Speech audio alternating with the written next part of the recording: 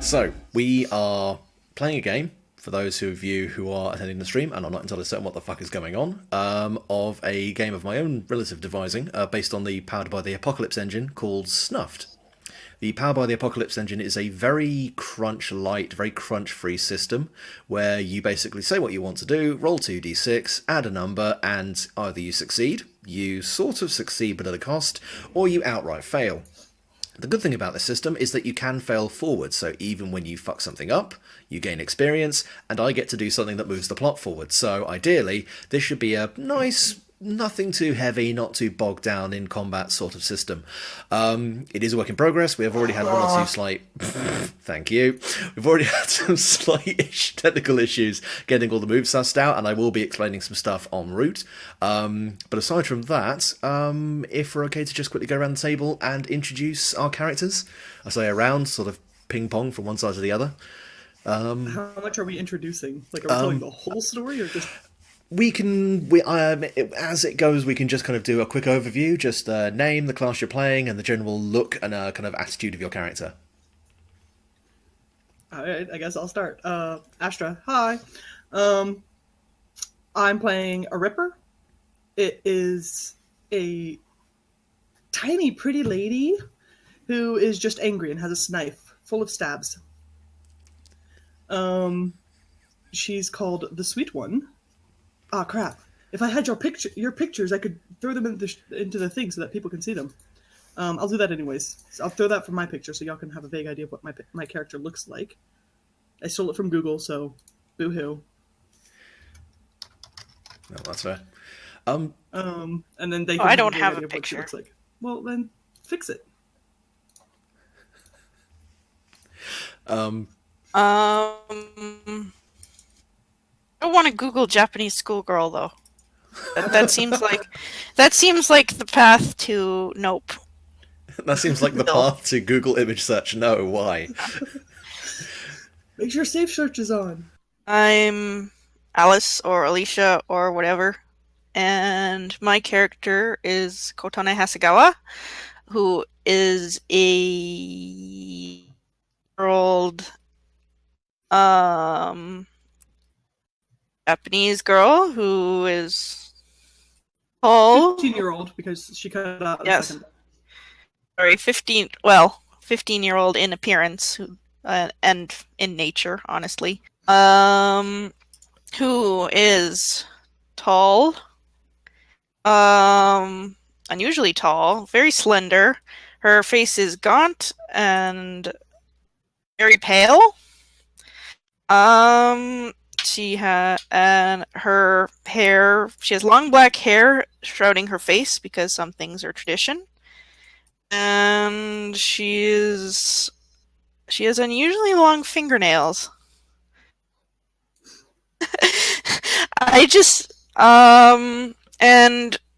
She is a very she has creases in her face and some sort of, if you look closely, she has some sort of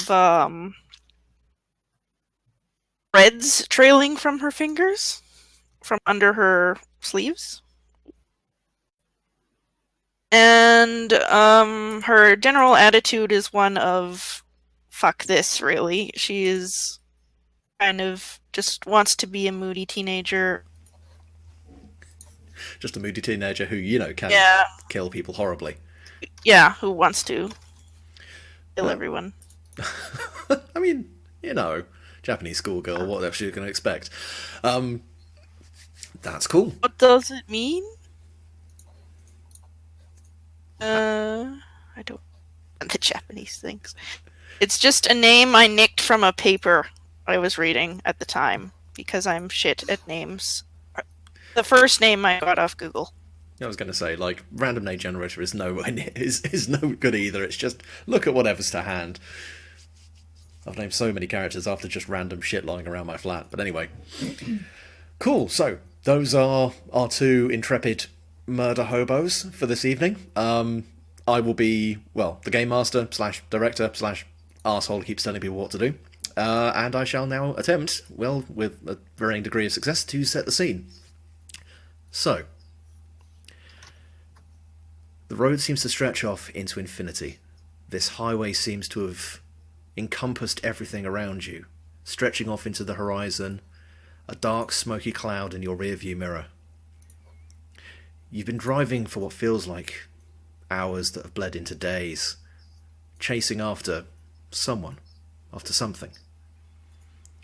You know where you're headed, to a town out in the middle of the desert called Long Temple. An old, torn husk of what used to be a successful and thriving town. Now nothing but a bleached carcass being picked apart by corporate vultures. I'm now going to ask a question. Sweet. Do you mind if I call you Sweet for short? How about it? How did you get your hands on a car at very short notice?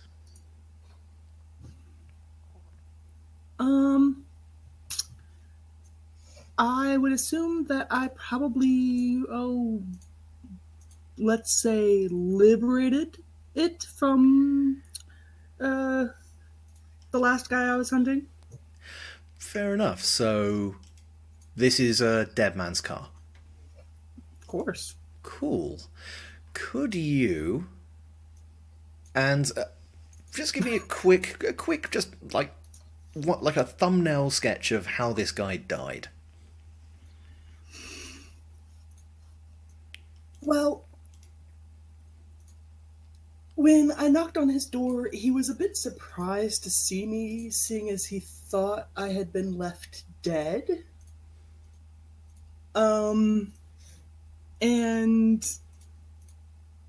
he tried to figure out what was going on, but I didn't let him say much more beyond what the hell before I took a crimson shower. Ooh. Fair enough. So, yeah, he went splat. Could you roll me plus cold? So 2d6 and then add or subtract your cold stat. Because we need to know how careful you were in getting hold of this guy's car and not, leaving a mess at the scene that could suggest it had been stolen. I apologize, Game Master. I don't have my stats filled out. All you need to do is, on your playbook, just pick because there's 4 lines of stats underneath the stat line. So say, for example, the top one says Wrath +3, Cold +0, Slime -1, Spirited -1, and Eerie -0. That one. Okay, I've got it. Sorry. Yes, I do have that selected. Yeah, you can pick any one of those and then... Yep, I already have that selected. Sorry. Lovely. Okay. That would be a total of 6. Now, this is the interesting thing. If you roll below a 7, you have failed at a move.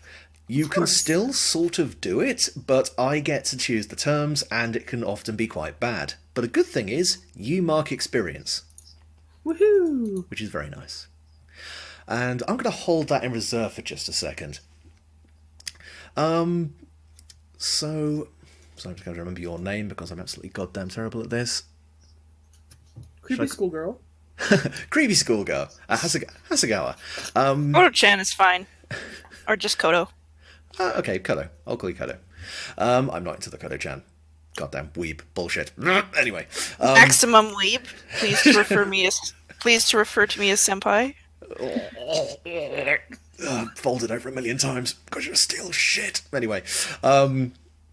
So, you had a rather bad run-in, a rather unsuccessful hunt, and you had a bit of an issue with the creatures you'd been running alongside with, a bunch of undead beach bums who had not just been happy to let you take the lumps for failed hunt, but to spread it around and really goad you, really fuck with your mind and fuck with your status.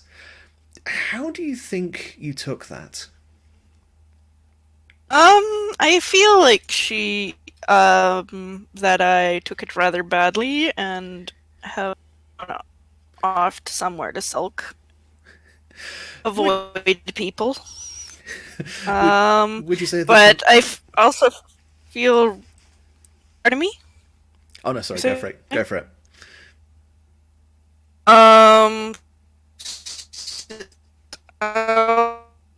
also were screwing with me. It wasn't my fault. It was obviously them. Like,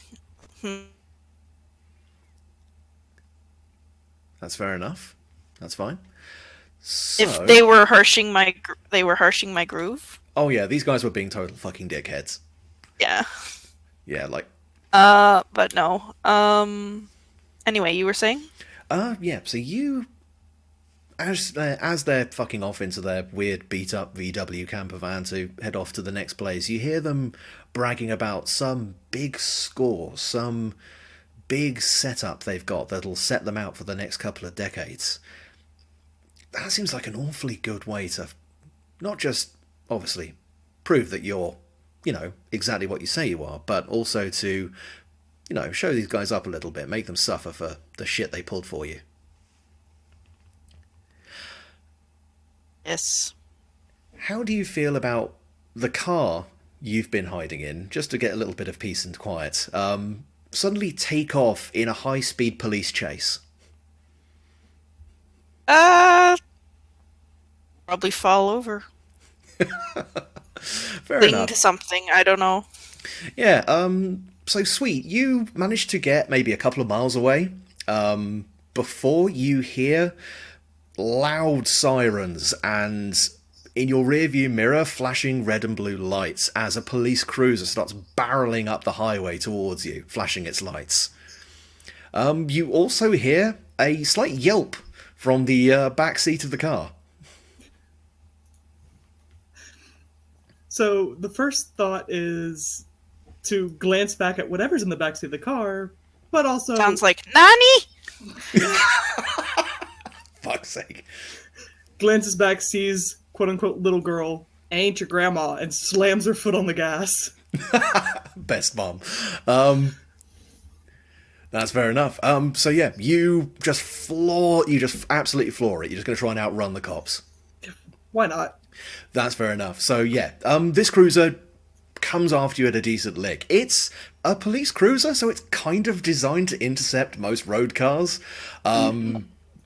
Is there anything... Are you just trying to just straight out gun it, or are you going to try and because you are pretty much just heading along a long highway in the middle of the desert.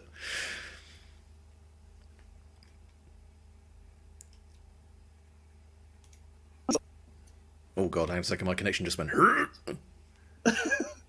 Hello? Can you hear me now? Yeah. I think Skype is being... not even fucking Skype. Oh no. I've Yes. killed the sound. Hold on, apparently. Why is my sound dying? Oh, I think my internet had a fit. Oh wow, my ping's flying all over the place. Okay. Give me a second, I have to fiddle with my master volume because apparently...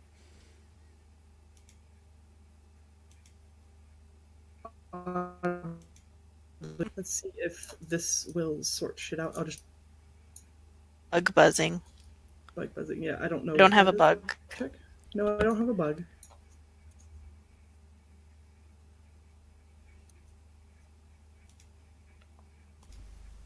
Let me see if this will... Alright, can you hear them now? Shit out. I'll just... I mean, they'd have to say something, but... Wibble?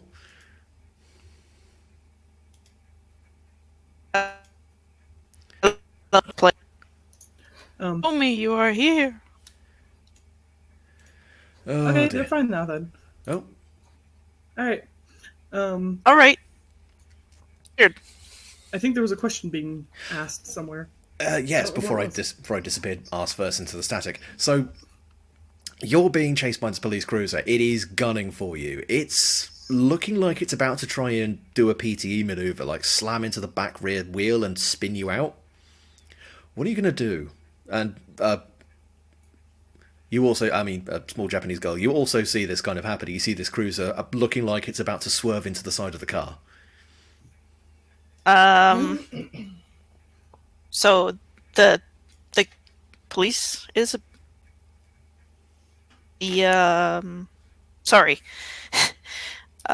My brain broke there. Jeez.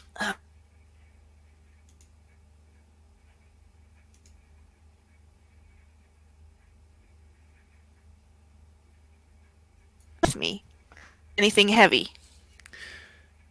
Sorry, your my connection is floating in and out at the moment, so I missed most of Have what I you said. died? You haven't died. Is there- You can Okay. She was asking if there was anything in the back seat, and before I had asked if you could tell me anything about the car that I had jacked. Oh man, hang on a second. I'm just trying to unfuck my internet because this is just your voice is flying all over the place. Yes, no, maybe so. I hear you just fine, so I don't know if it's possibly me or someone else. I'm just trying to turn off as much shit as is humanly possible. I can hear everyone fine. Yeah, I'm not entirely sure what's going on there. Anyway, yeah, back of the car. This is the guy who tried to kill you, right? Yeah. So he's, some kind of criminal. Yeah, let me just... There's a coin or something. Actually, you know what? Just gonna close my eyes for a second. Yeah, there's a shotgun in the back seat. It's kind of hidden, almost like underneath one of the front seats, but you can see the buttstock hanging out the back of it. That's something.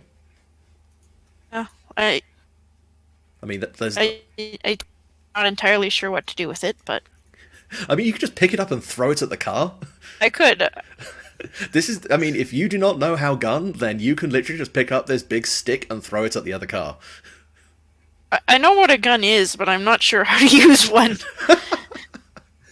Look, again, if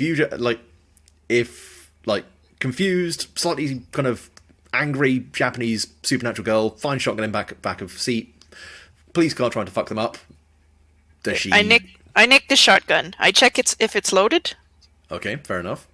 Somehow. I don't know. I poke it. Until it opens, basically. There's a loud bang, While and I'm the being rear tossed around. window has just disappeared. Shit. It's loaded. It's definitely loaded. You may need to do something to put a fresh shell in the chamber. I've made everything work. Okay, I'm going to tie a web around it. Such a way that I have it I'm holding it like a bolus. Okay.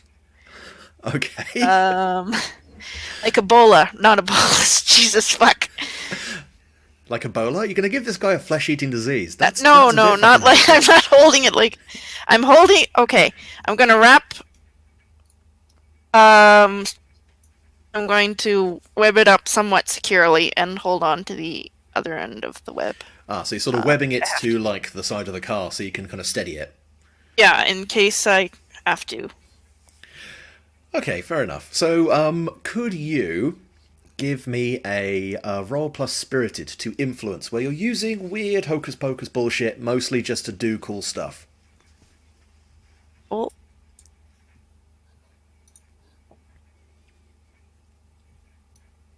Five, and that's still a fail. Ooh, okay. This is going to be entertaining. So yeah, mark experience. That's all fine. Sweet. You hear immediately, and then cease to hear for a short period of time as a shotgun goes off in the back seat. Apparently, that was there. You hear some very high pitched swearing in Japanese, and then various thin threads start to kind of shoot all over the interior of the car. In your hair, across the front windscreen, in the wheel column. She sort of locked this in what looks like it's about to be a power slide. So, I'm just going to give you a chance to do one of two things. You can either remain composed, and you can try and correct this, and prevent the car from skidding out and rolling in just horrible, horrible pain. Or you can influence, rolling plus spirited, and you can attempt to work with what's here. You are, from the way you came back from the grave, somewhat attuned to the supernatural, and this definitely gave off big, okay, this girl's definitely not human vibes. But you feel like you could maybe if you could attune to it, you could even like just let it flow away from what you need to do. And these will have different results and different consequences if they go wrong. Let's go with use it. Fair enough. So you're going to roll plus spirited. Yes. By the way, didn't die. That's what I said. Near death. Near death. No grave. Yeah. No grave to come back from. Oh. Oh. Mm-hmm. That would be an 11. Very nice. Don't know what that was. One of us is competent. Yeah, that's fair. Just plenty of wibble. So yeah, on a 10 plus, you succeed. And seeing as I kind of set the task here, you can keep the car going, or you can do something else which is within the remit of utilizing this webbing. So when you reach out to it, it actually harmonizes and flows under and above your skin, like it's not sticking to you like it's sticking to everything else. Not well thought out for this. Tony decides that the gun was obviously broken. Yeah, you just kind of click, click, click. Ah, fuck it. I want to use the webbing to get the gun from the girl. Yeah, sure. You now have you kind of grab a handful of the, oh man, it's going to look badass. Nicolas Cage somewhere just smiles and nods. You kind of get a handful of the webbing, flick it towards you, and the shotgun flies into the front seat, racks the slide as you catch it, and you now holding it by the actual grip of the shotgun. It looks baller as fuck. And now I would like to tell the girls to duck and shoot the cop. I duck. That's totally cool. Make me a traumatize. That's plus wrath when you lash out in violence. Oh, the wrath. That would be a 10. Nice. So if you... And a second, I think... Have you got the move book? I can read it out to you if you don't. I have my 2 pages. What am I looking at? Don't worry about that. I'll just read out the options to you. So you get to pick 2 of the following. It's carnage, so you can add an additional harm. It's careful, you subtract a harm from what might happen to you, although I'll tell you right now, this is not something you can get harmed from. You get what you want from the situation, so that just basically means this guy will fuck off. Whether or not he's dead, he will fuck off. They are disrupted, turned around, or driven back, which is kind of the same thing, but doesn't definitively stop him. Or they are impressed, frightened, or transfixed. So those last 2 are more for if you need to, take advantage of it. If you're trying to get away, you'd most likely want to do a lot of damage and then just get what you want from the situation. Fuck off or all the damage. I mean... you can pick both. I kind of want to pick both. I want to do some fuck off and all the damage. Yeah, definitely. You can pick 2, so you can pick both of those, and that's absolutely fine. Those 2 then. Cool. So that shotgun. So have you fired a shotgun before? Has Sweet fired a shotgun before? Probably years ago at some point. Yeah, it's a lot like shooting skeet. Like the recoil isn't as bad as you think, but you just sort of level it at the figure in the driver's seat of the police car, pull the trigger, and the entirety of the inside of the police car turns to red mist. And the car just sort of wobbles for a bit, takes a hard left, and spins and crashes across the road. Yeah, and you leave the broken, smoking wreck in your rearview mirror as you keep on down the highway. I set the shotgun in the passenger seat, look back at the girl, and be like, "Learn to shoot a gun next time." Nothing. So just terrified Japanese schoolgirl in the back seat of this apparent kidnapper. Oh, that's fair enough. So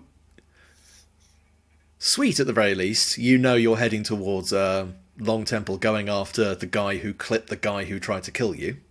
So you've got a reason to be going there. Small Japanese girl, I need to fucking write your name down. Just fucking... I can't just bellow weeb every time I want to get Alice's attention. Oi! Oi, you! Koto, there we go. Koto equals weebo. Cool, there we go. So yeah, It gets kind of That was quiet fine. because this kind of big scary gaijin with a shotgun just took out a police car and is now just quietly driving. Doesn't Hey, really I have seem a to. soft face. I'm sweet. Okay, fine.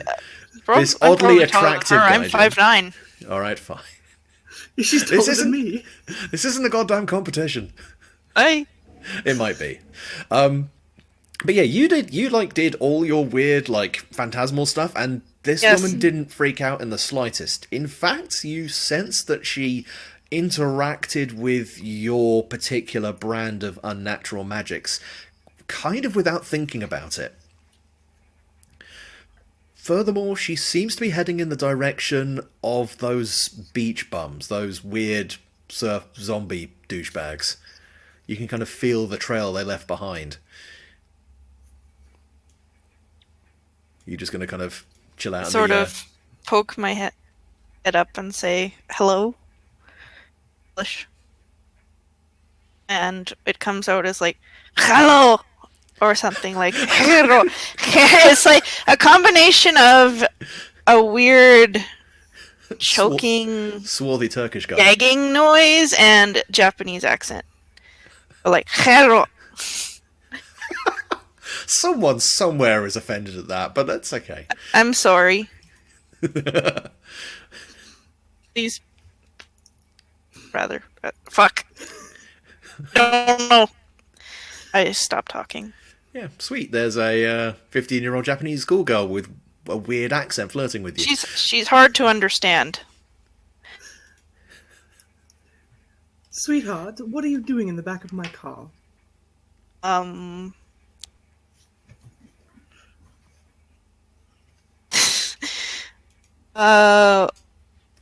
You know it you're going to was- Long Temple. You can always Yeah, just tell her I that. was hitching, as you say. I go to Long Temple. Wasn't anyone in this car when I snuck in. Well, bless your heart. I don't know if this is your lucky day or your unlucky day, but enjoy the ride. Sorry about the window, by the way. Not my car. Nice. No, that's fair enough. And if you want to keep on going as you're going, you can get to Long Temple kind of 7 or 8 p.m. Like the sun is burning a kind of like a streak on the horizon as it's beginning to set. Unless you've got anything else you fancy doing en route. I think she's pretty organized, or pretty gung-ho. I was going to say, Driven. it's like, now, did you pee before we left? I don't need to. Good. Because I'm not stopping. Cool. So Long Temple. This town is not entirely uninhabited. It feels like a big, sprawling town that had a lot of it gutted due to some reason. A lot of houses, as you start to head towards the main lights in the middle of town, are boarded up. A lot of them are heavily dilapidated and starting to fall apart. You see a couple of office buildings, a church, all of which seem to have not seen any use or maintenance in maybe decades. Chain link fence and just dusty sand piling up outside the corners of the buildings.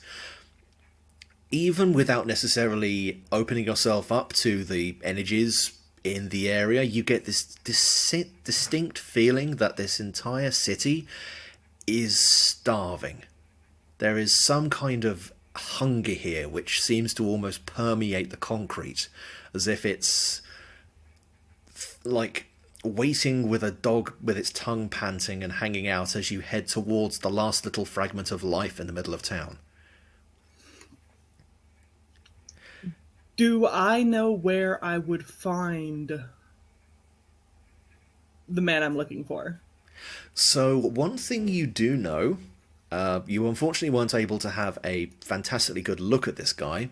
He was a fairly thin, kind of wiry, greasy-haired guy.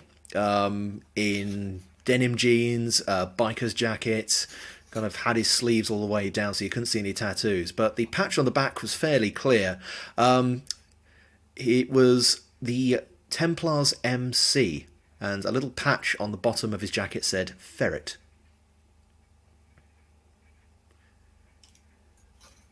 Okay. Is the Templars MC like, I don't know, bikers club or something? They are a bikers club. You probably maybe found this out a little bit later, but they are an outlaw motorcycle gang. They are distinctly criminals. Although they have a very small, just standard civilian presence, for the most part, anyone who sees these guys knows you don't fuck with them in the slightest. Which would probably explain why he murdered a guy a couple of days ago. You are aware, and this is why you trailed him this way, that this motorcycle club does have actually one of its founding houses in Long Temple. And if he was heading anywhere, it would most likely be here. Sorry, stream, I completely forgot that muting myself in Discord would not mute me in the stream. I'm opening the bag of candy, so it's all the crinkle. Oh, nice. Like Sweet, delicious crinkle. Wife is getting into the licorice. Oh, no. Yeah, licorice. Oh, actually, no, licorice is pretty legit. Fucking hate licorice. Yeah, it's alright. Open bag of candy, summon spouse. This sounds about right, if I'm going to be perfectly honest. Cool. So I know it's a part of a biker gang. I'm assuming that if he's coming out here, he's probably going to go back to said biker gang. If biker gang is from here, then would I know where the biker gang hangs out, so I could kind of like, go play Little Miss Sweet Innocent at biker gang. You definitely know where the actual where their main bar is. It's called the K Bar, Kaybar. You don't necessarily know if that's like the official HQ. It would be kind of conspicuous if they were all just chilling out there going, yeah, nice to do some crime. Yeah, I know, right? I don't know, like, go and do some hardcore criming. But that would definitely be a good place to... Look for the local thug bar. Looking for goons. Hired goons. No, that's fair enough. So yeah, that's definitely a place you can go. You do pass by a couple of other places. There's the Long Temple Tourist Center, which looks like a weird little totally separate to everything else kiosk, which looks actually really well tended. Like there's a lot of posters and flyers and all sorts of stuff around there. You swing by Main Street, like the last proper well-tended street in town, which is mostly restaurants, a mini-mart, with flat top apartments above every single building, so this is probably where most people live. And as you're kind of heading closer and closer to where the K-Bar is, you do see, past the gas station off to your left, a dirt trail heading off to a distant trailer park, where you can see, even from this distance, a big amount of chain link fence and quite a few rolling kind of minivans and other sort of places, and other sort of constructions over there. One thing that you do notice, and it's kind of everywhere, are these old signs with like early 90s fonts and stylizing on them for a company called Vita Water, which apparently just seems to have put itself on every available surface on all the derelict buildings, which seems a little weird. I sort of shuffle along behind her. Yeah, Keep an eye out for the van. Yeah, Koto, you going here, you notice, like, because you're not particularly up to speed on all the more modern stuff, I imagine. That is an amazing picture. Definitely use that, just a bit younger, maybe. Yeah. I can't Photoshop the wrinkles out. No, she's 15 years old, she just worries a lot. Yeah. Just, Jesus, this is such a stressful life, or not life, or whatever. So bad at this, goddamn. Oh, she just wants to do well. Yeah, are you particularly like au fait with a lot of modern stuff, or are you mostly a little bit older? Which one of us? Sorry, Koto. I She is probably only been... You cut out at literally the last moment there. Yeah. Okay, she's probably been dead for only a couple years at most. Oh, so she's actually still fairly, like, up to speed on most things. Yeah. That's cool. You probably notice a little bit more than the slightly more chronologically older member of your group.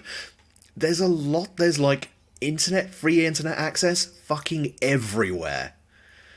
Like, for some reason, everywhere is offering free ultra-fast Wi-Fi. Every single building seems to have that on there. There's even, like, open tethering points at various places around Main Street. And they all look brand new, which seems a bit strange. The one thing you do notice, though, a little bit more pertinent to what you're looking at, is there seems to be that kind of energy that you were noticing from the beach bums from these points. Like, they seem to be emanating from them, almost.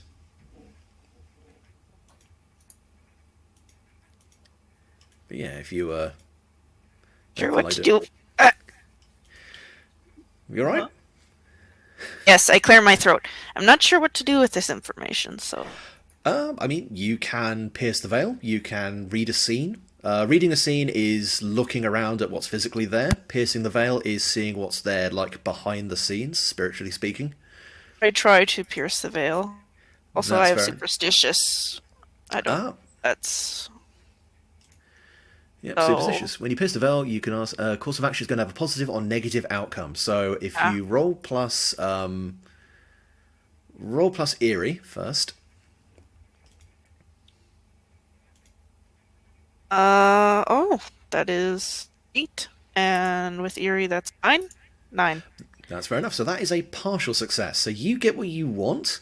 And in this case, with Pierce the Veil, I am going to tell you something fairly interesting about what's going on, but it's going to be vague. But before that, you can ask me about something you are about to do or think you should do, and I will also give you a yes or no answer I can't English. Help! I've had a stroke. No. I will give you. If you will ask me a question, I will give you a yes or no answer.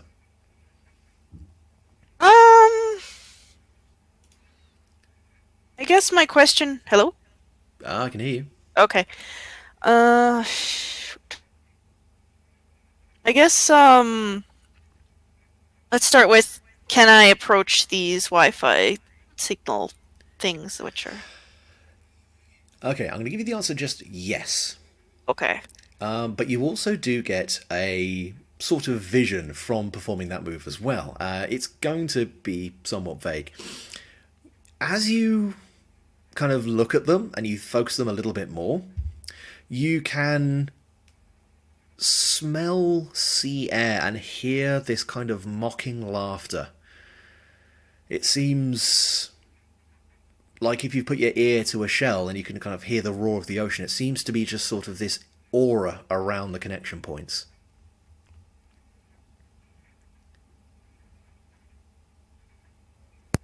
They live in the internet. The internet is out for you. They have found a new existence, trolling people on the internet. I decide to not go too close to... Not just going to lick your finger and stick it in the LAN port. Ah, I do not feel regret that I left my smartphone, buddy. The astral projection of your smartphone is like, why did she leave me?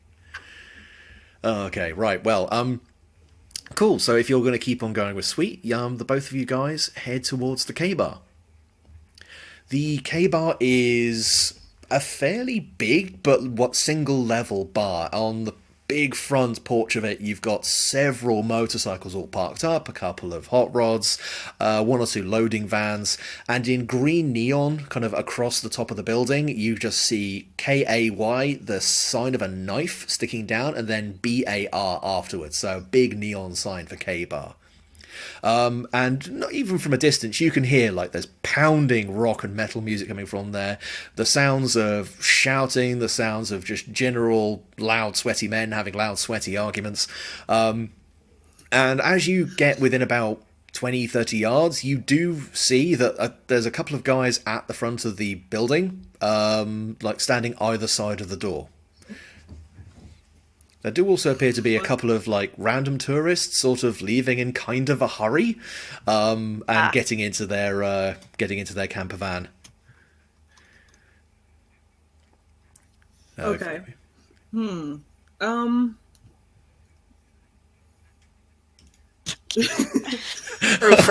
Rupert, that's one that you're involved in. Sab, you keep cutting in and out for me. Do I? I don't know if I'm having it a close to the little bit. my connection or yours. Not a ton. I will. It might be that my cutoff point is a bit low, so I'll just lean in a little bit. Hi, stream. How you doing? I'll stop. Sweet whispers in my ear. Not even slightly. Quite salty, actually. Ask them if they like Westlife. Do you like Westlife? Fucking hell. Anyway, but yeah. Good thing I already have only for adults on this stream. Welcome to the horror stream, folks. Hardcore Westlife enjoyment. Was that horror stream? Horror? Horror, yes. Canadian accent. Yes, Loud Sweaty Men having a Loud Sweaty argument. It's not that kind of biker bar. Anyway, are you approaching the front of the... Are you approaching the main entrance, or are you going to have a bit more of a poke around?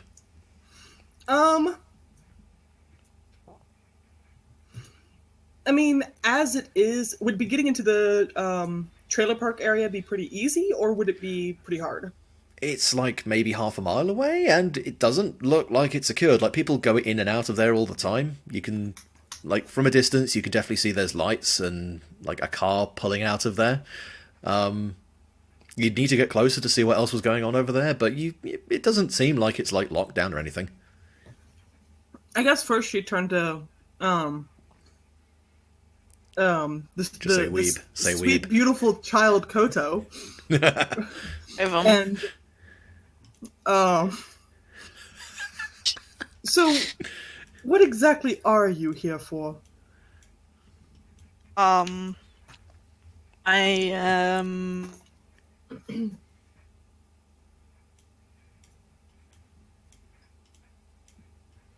I hesitate to call them that.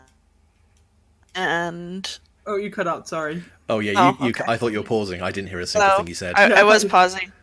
I paused for too long. Shit. No. I'm chasing some people. What a coincidence. And who are these people you're chasing?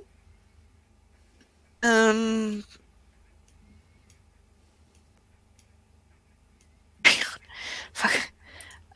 DMs. If you want some names, they are Brad, August, and Diane. Yeah, 3.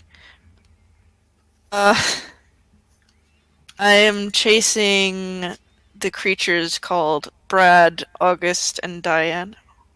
Wait, did you say August? Yeah, August. They have douchey names, okay? I was about to say, August doesn't sound necessarily, thuggish, she says. I thought August was one of... I thought August was the name for... July? The name for what? The month after July.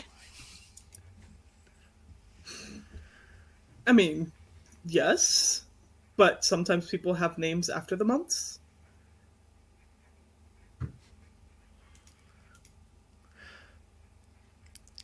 A kind of slightly nervous-looking woman in maybe her late 30s, early 40s, sort of lightly jogs over to where you two are standing. She looks back at what looks like maybe her husband and a couple of kids who are kind of sitting in their station wagon looking a bit confused and a bit scared. And she kind of looks over at Sweet. Are you tourists? Are you coming here to look around the town? Of course. I just, in case you I don't know if this is your daughter or Little anyway. sister, she's adopted. Oh, well, that's Lovely, I think. Anyway, the don't that is not a theme bar. Please do not go there. She kind of gestures over to the car, and you can kind of see from this distance that the husband is holding something to his mouth, and it seems to have gone a bit red. They're not just, there's a motel, Sunrise Motel down the street a little bit further. You can go there. I think there's a bar and a restaurant and all sorts of things. Don't go in there. And she looks like a little bit horrified. She looks like a little bit traumatized, and just have a lovely time. Have a lovely vacation. I'm gonna go now. Bye. And she sort of awkwardly hops back to the car, and they just fucking peel out of the fucking parking lot. Just kick up this big cloud of dust that just kind of sweeps over the both of you as you're standing there. Well, no, it definitely sounds like my kind of place. That's fair enough. Something occurs to me. Have I seen any police in this town? No. I mean, in like small towns that are almost completely like abandoned, apart from a few places, they tend to just have like state troopers pass through rather than having a. Sorry? That there's no cars. Yeah, definitely no squad cars.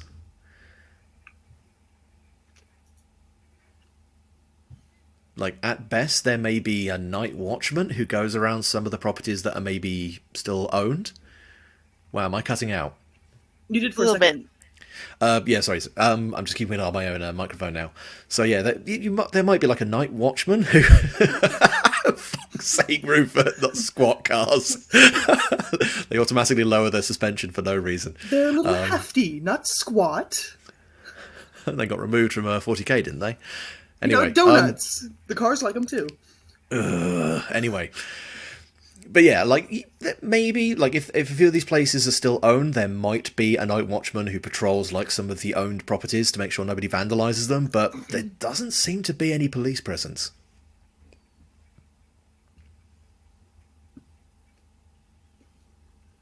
I know where to find my prey. Where are we supposed to find yours? They're in a stupid van. I was gonna say that she's just assuming that Spider Child is also of the non-kosher variety. She's not Jewish, yes. Oh, not Jewish. Jewish Japanese spider girl. Now that's a niche. It can happen.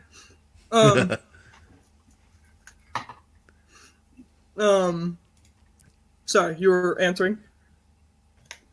I say they have a stupid van. I look around for the stupid.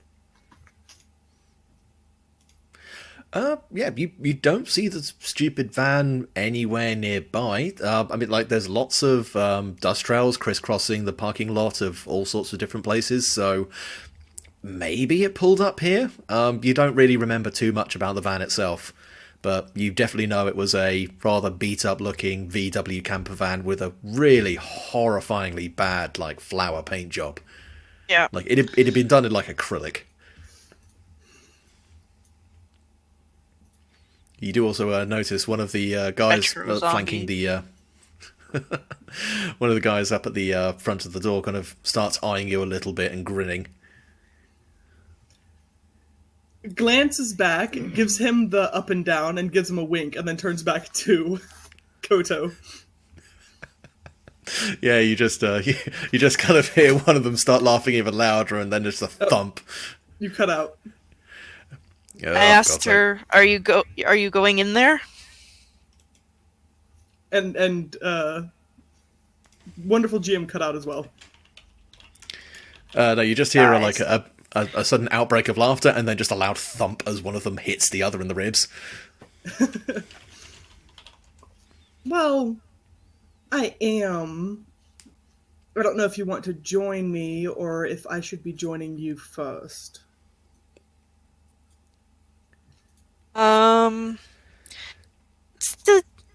So, sorry if you mentioned this earlier, but how close is the bar standing in the middle of nowhere, or are there buildings close by? There's kind of stuff all around. Like, these guys clearly picked a building that was, like, fairly convenient for the gas station and a bunch of other places as well. How closely situated are the buildings to each other? Like, across the street. Like, they're not particularly overly spaced out. This place They're wasn't not. built There's to not be like a narrow alley between and around them. From the front, you can't see anything. There might be some stuff around the back. It's got a long building. There just doesn't seem to be a second floor. Like if this is a like a biker club, there might be a garage or some kind of private car park and some shit around the back. I might take a peek around the back then. Tell her this. No, that's fair enough. So you're just going to let Sweet do her thing, or not sure.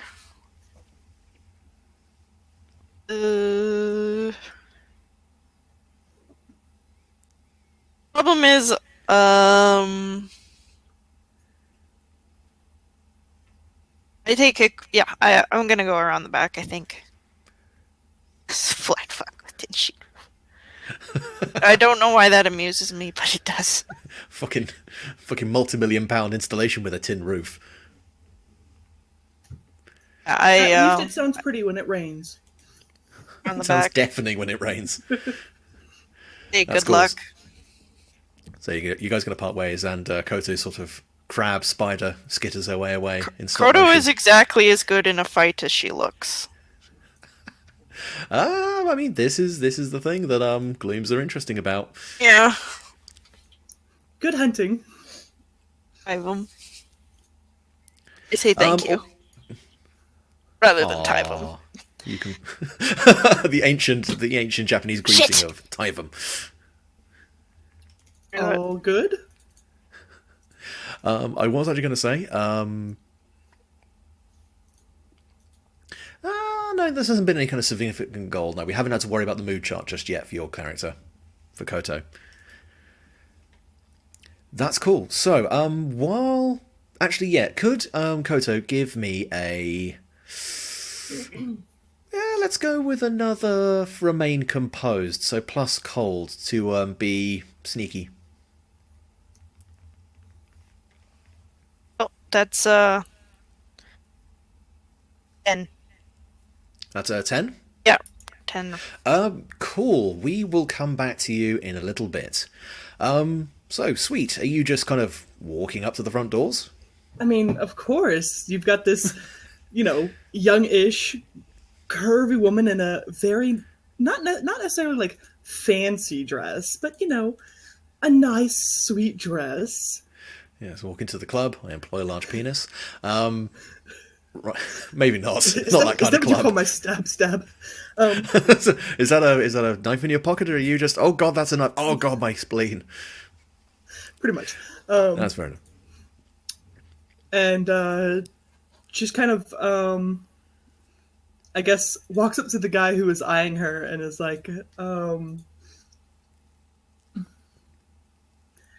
so, what's your name? I'm Clarence. Clarence. The other guy is visibly suppressing a smile. He just kind of reaches across from you and thumps the guy in the ribs again. Shut the fuck up. Hey, what are you doing here? This is well, not the kind of place I expect to see a girl like you. And what kind of girl do you assume I am? She kind of smirks a little bit. This is not the just like to say, this is not the kind of like back and forth he normally has with women. Normally it's just a flat dollar number and that's pretty much it. I know. So he's not used to flirting. He's not equipped. That's why it's even more devastating. Oh God, it's super effective. He kind of blinks for a couple of seconds and goes, nice one. The guy across from him has just put his head in his hands, just, oh, for fuck's sake. I can be nice. Oh, I mean, if you want to get a drink, maybe I can ask him if you can come back a little later and we can have a nice time together. This guy just spaghetti is jettisoning from both his pockets. Last time enjoyably. Like that. I've never heard this before. Spaghetti is jettisoning from both his pockets. Okay, cool. I mean, I was kind of thirsty now. Oh, well, I mean, we're kind of private at the moment. There's we got some business going on. It's kind of members only, if you get me. But maybe you could come back a little later, or I don't know. Maybe we could have some fun, like in that alley over there. Maybe. Like, you can tell this guy is like. He doesn't believe this is happening, so he's just testing his luck. This is not a clan meeting, Carrie. God damn it! I'll never have another chance. Probably die of bonitis. I guess she just kind of smiles, just kind of gives a side glance to the other guy, and goes, I mean, there's more than one way to slake my thirst. Is your friend going to join? The guy just kind of goes, I'm sorry, what? Wait, what? Are you sure nobody called this girl here? We haven't, like, this isn't, like, for the back room or anything, is it? Shut up. The other guy just kind of feels like, shh. Yeah, I suppose. This isn't going to get weird, is it? I don't know. Well, just say if it does, okay? And could you give me, could you roll come and see to bait some people away? How? Okay, I just roll, what do I, oh, plus eerie, okay. Mm-hmm.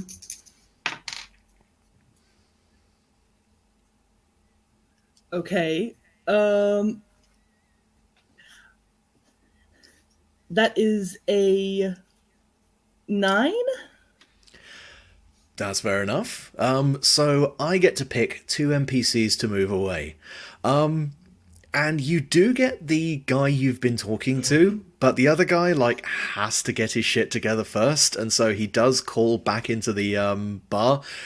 Hey Frank, can you cover me at the front door? I'm gonna double team this chick. Cheers. See you in a bit. And just come. They're not delicate people. This is not a fucking tea social.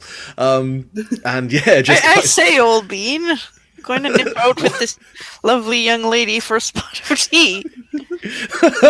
Is that what the kids are calling it these days? Oh, God. I hate myself. Anyway, but yeah, he just kind of puts a big hand on the back, small of your back, and starts pushing you towards the side of the building, and the Clarence comes with, just like, oh man, I should have showered at some point this week. I'll be alright. I got some wet wipes. And yeah, you do get them round the side of the building. And there is an awkward look between the two men of, this isn't gay, right? Yeah, this probably isn't gay. I mean, it might be gay if things touch, but it probably will be okay. And I will say at this moment, you do have these guys kind of at your mercy. I mean... Or at the very least, you have one of these guys at your mercy. The other guy, unless you're very quick, will probably see what's happening. Yeah, I was thinking of focusing on, well... Clarence? No, the other guy first, while I have Clarence busy. Unnamed Mook. Unnamed Mook, yes. I mean, I don't think it would be very hard to keep Clarence busy. Oh no, multitasking, no.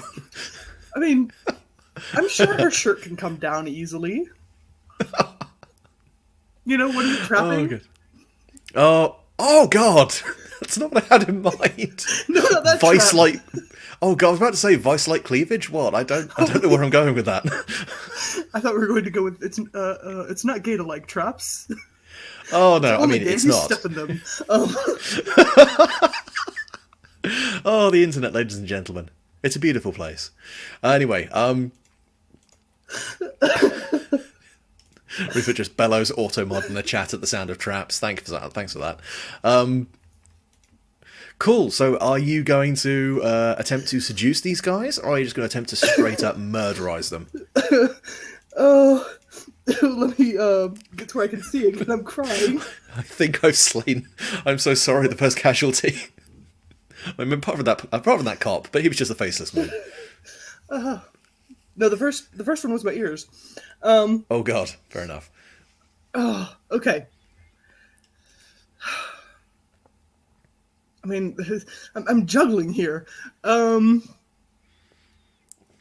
don't know. I kind of would rather go for keeping Clarence seduced while I kill off unnamed Moog. And then depending on how well that goes, we can figure out what to do with Clarence. That's fair enough.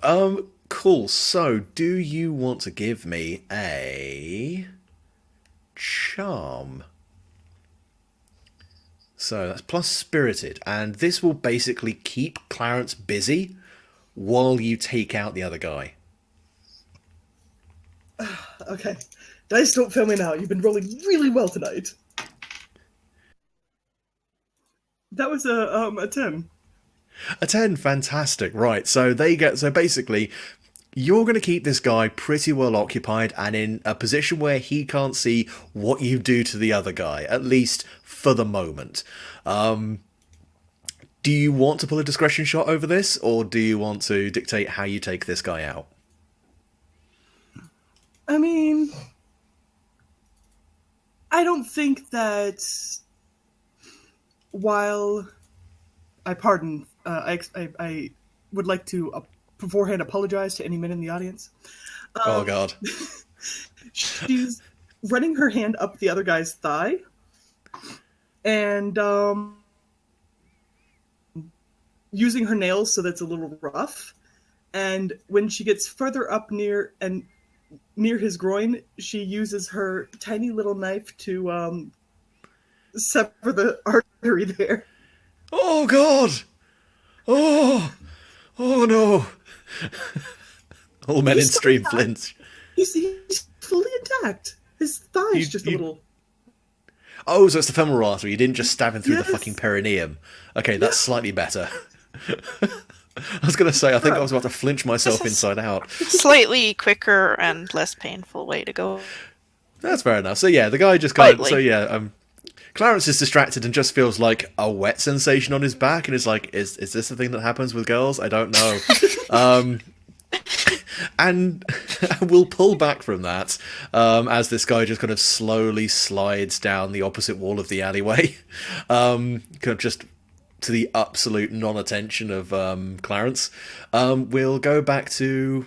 I scroll to find name. Koto. Scroll to find name. Koto, there we go. Yes. We go back to Koto, who is currently solid snaking her way around the back of this biker clubhouse. You do pretty well. You do move in a slightly inhuman way because you have to sort of move alarmingly quickly to dodge the view of a few people. It looks like there are a couple of guys minding the main gate into this big forecourt that's been kind of fenced off from the outside. And they've done a very good job of putting boards and obscuring tarpaulins, so you can't really see in there unless you got right over the top of the fence. But you do manage to kind of scuttle around the back of them and end up in a very narrow, maybe like 1.5 foot wide, like gap between the back fence and the adjoining building. There's a lot of detritus, a lot of kind of thick, oily mud and trash that's kind of just been lobbed over the fence to get rid of it. But in going through there, you do see a slight hole in the tarpaulin. Do you peek through? A slight hole in the what, by the way? In the tarpaulin, so in like a big covering that's been put up over the fence to kind of block it off. Ah, okay. Yeah, why not? You want to... Sorry? Yes. You go and have a peeky. Yes, I...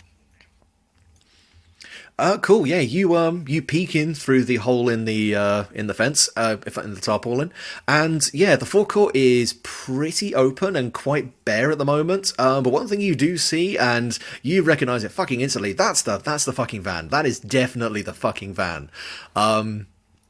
It looks a bit beat up. It looks like there's some bullet holes and a couple of the windows have been shattered. And there's definitely some blood like dripping out one of the doors in the back of the van. A couple of bikers seem to be sort of looking at it warily, like shotguns kind of drawn. And they do seem to be just like watching this thing almost as if it was like a wild animal. Like it does seem to like it. You can actually hear from this distance the engine seems to be idling.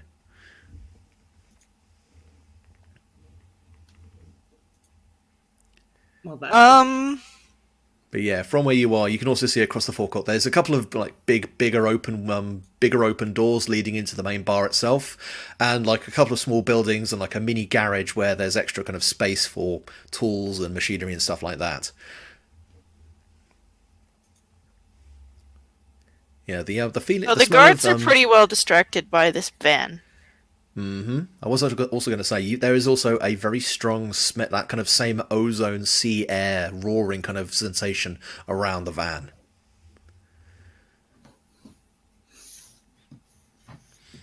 I think I'm. You cut out the end there. I said I think I might have some sort of idea Okay. where the stuff is coming from. How high is the fence? About 7 feet. Not topped with anything necessarily. And it's just a chain link?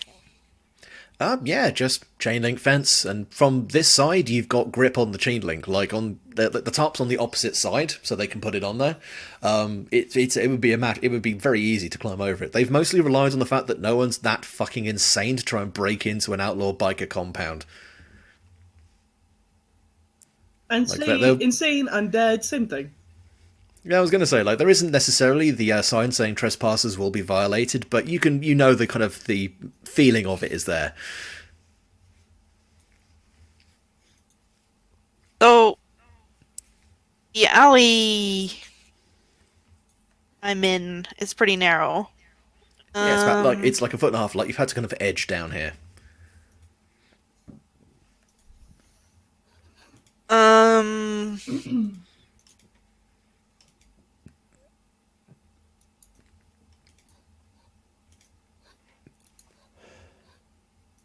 Thinking.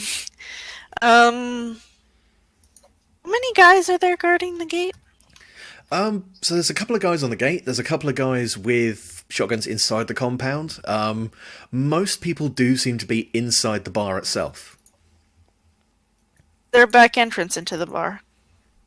Yeah, there's a couple of like main doors. Like this is designed so when it's quite warm in the middle of the day, you can open up the rear doors and like let some of the cooler air in. I didn't catch any of that. Oh god damn it, my fucking. So yeah, there's a couple of big back doors, so it's easy enough for people to get in and out from the main bar into the forecourt. No windows. Oh, there's some windows. Like they're not open, but there are some windows to like bathrooms and like maybe the back bar or the kitchen and stuff.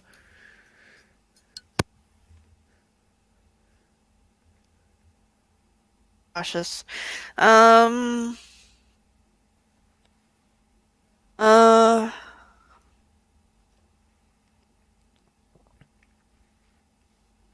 If you want to hold it there, and I can come back to you in a Yeah, second. maybe.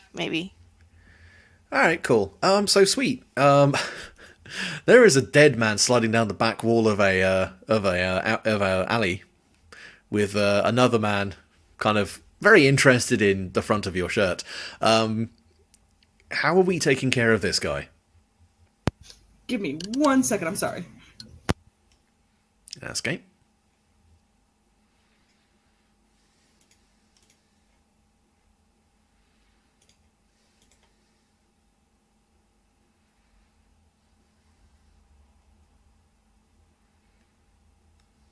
Unquiet.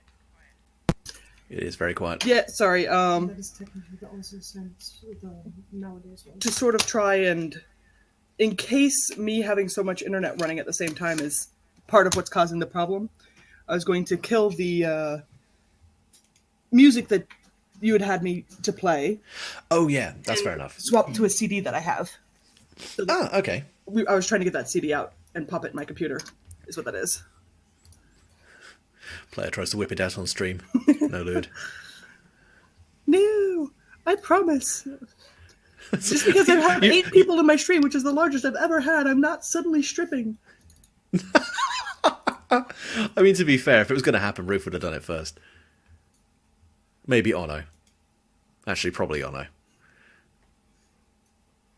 Let's see. Oh, a little too loud.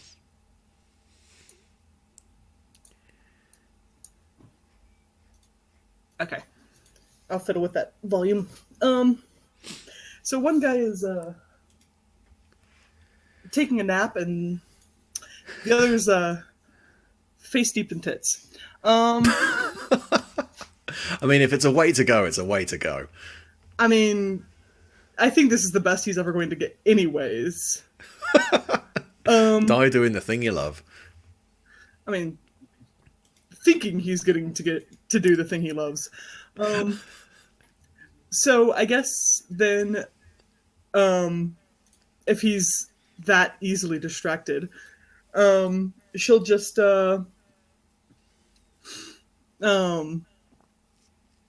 slit his throat and be done with it. She's like, I'm done here. We're done with this. Okay, that's cool. That's cool. Cool. Could you, again, like, you've kind of got this guy at your mercy, so could you roll to feel nothing? Could you roll plus cold? Because you're basically just killing a guy who has no ill feeling towards you whatsoever. He thinks he's having the time of his life, and you're just going to go "Bleh," and murder him. I mean, as far as she's concerned, it's just some... Anywho. I swear to God, my die are not loaded. You do, you 10? 12. 12? Oh man, okay, yeah, you're just like, and time to go night-night, and you just open him up. He's kind of leaked, or like, the first guy went down, and he kind of went mostly over this guy's back. That sounds bad. Moving forward. He just emptied himself all over his back. Fucking stop talking to myself. But yeah, this guy, I've forgotten his name already. I'm terrible with mooks. Clarence. Yeah, Clarence, there we go, thank you. Yeah, Clarence just sort of opens up all over you and just bleeds out from this big, gloopy kind of slit in his throat. So you've kind of been hosed down the front with blood. I was going to say, as the light fades from his eyes, he hears, "Oh, for fuck's sake." It's like, all over my shoes, you asshole. I mean, I like red, but this is a little obvious, don't you think? Yeah, maybe if you had taken a bath. What, wash all the blood out of his system? I don't know. I'm so confused. Fucking women, how do you please them? I can't even die properly. He thinks as he dies. Anyway, cool. So that guy is so you've got 2 corpses at your feet. There's an awful lot of blood all over the place, especially an awful lot of it over you. But that has taken care of 2 of these guys. The unnamed mook. Is this shirt still clean? His shirt's actually pretty much okay. He sort of just blasted from his pelvis. I've got to stop. His shirt's clean, all right. His shirt's fine. Fuck. I'd like to just strip off my dress and wear his shirt.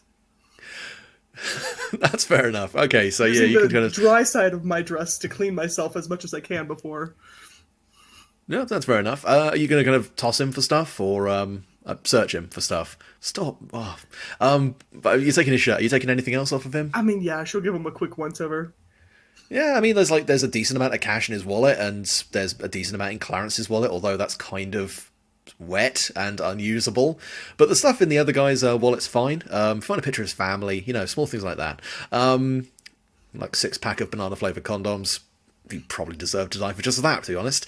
And you also do find a quite nice-looking, well-taken-care for revolver. Kind of a snub-nosed one, the kind of one you'd kind of fit in a pocket. which it would be concealable in theory. Has no pockets. I wonder. If I can mean, find this- I'm assuming she's wearing underwear. She could always like tuck it down the back of her underwear. I mean, she's thinking if either of them have clean enough pants that she could just cut them into shorts and call it a night.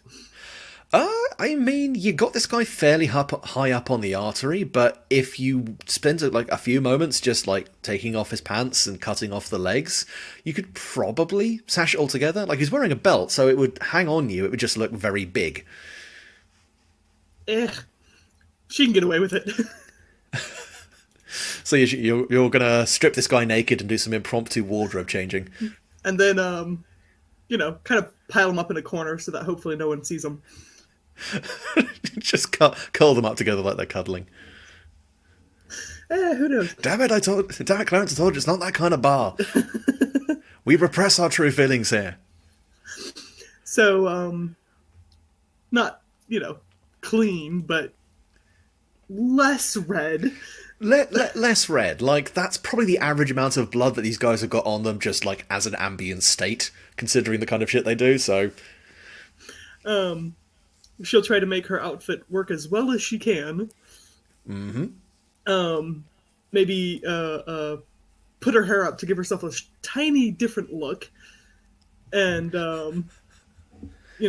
stuff the money and the gun in her pockets and, hedge... once more to the front. And eventually she'll have to go through enough people she can get in. Just like inside the bar, they're like 10 guys have gone to watch the door. Are they all screwing people in the alley? There's not enough room over there. Anyway, no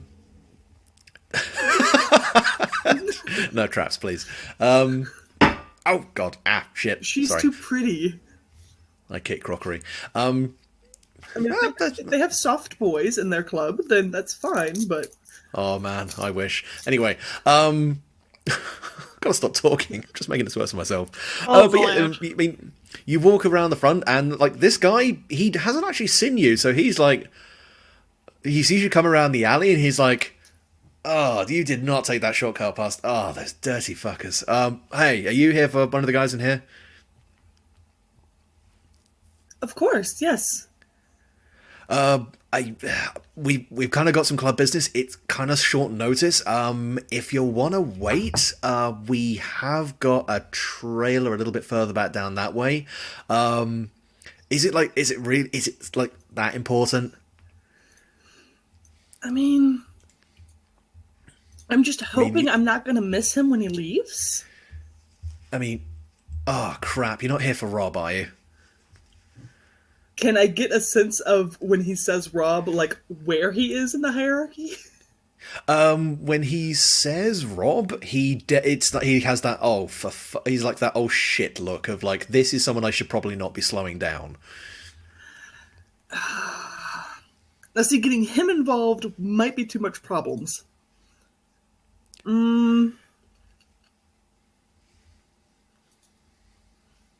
guess she'll pull the innocent act and go, Okay.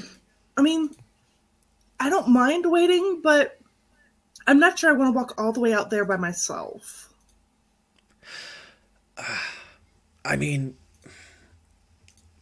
you've known Rob for a while. Like, you one of his regulars? No, actually, I'm new. See, it's kind of complicated in there, I guess. And you kind of hear a bang from inside the clubhouse, and the guy jumps, looks back in there, and goes, "Oh fuck. Okay, well, we might be wrapping up soon, maybe. Tell you what, I'll go in and let him know that you're here, and maybe he can come out for you. Okay? I mean, I don't want to get you in trouble. Trust me, I'll be in more trouble if I keep him waiting. I'll be back in like a. Is my microphone, for fuck's sake? Guy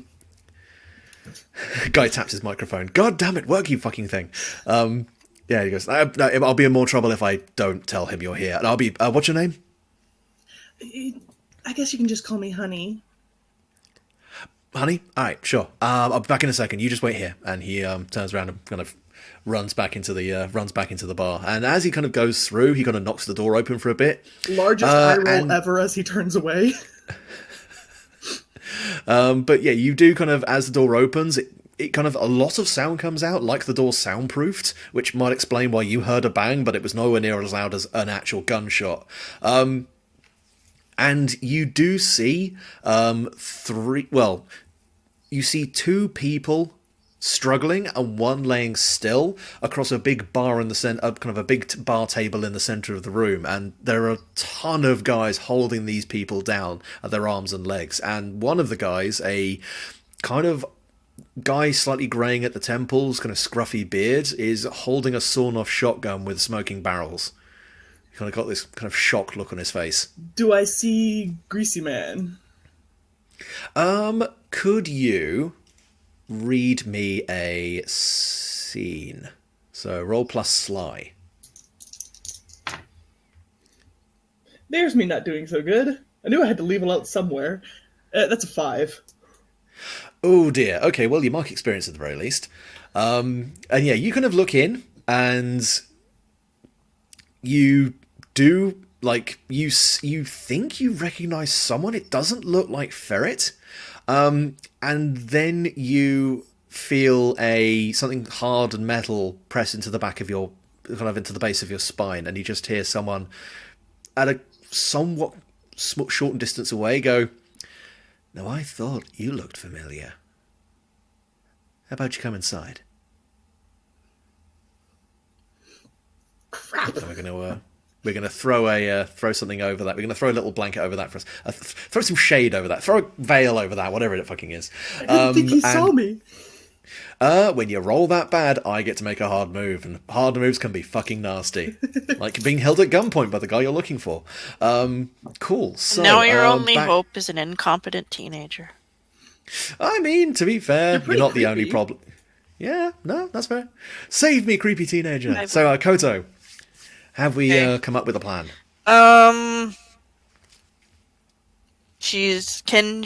Can I investigate the windows without being seen? Sure. Just make me another. Well, I'll tell you what, because kind of sneaking around here was probably not that difficult, provided you didn't get provided you just kind of weren't where they were looking.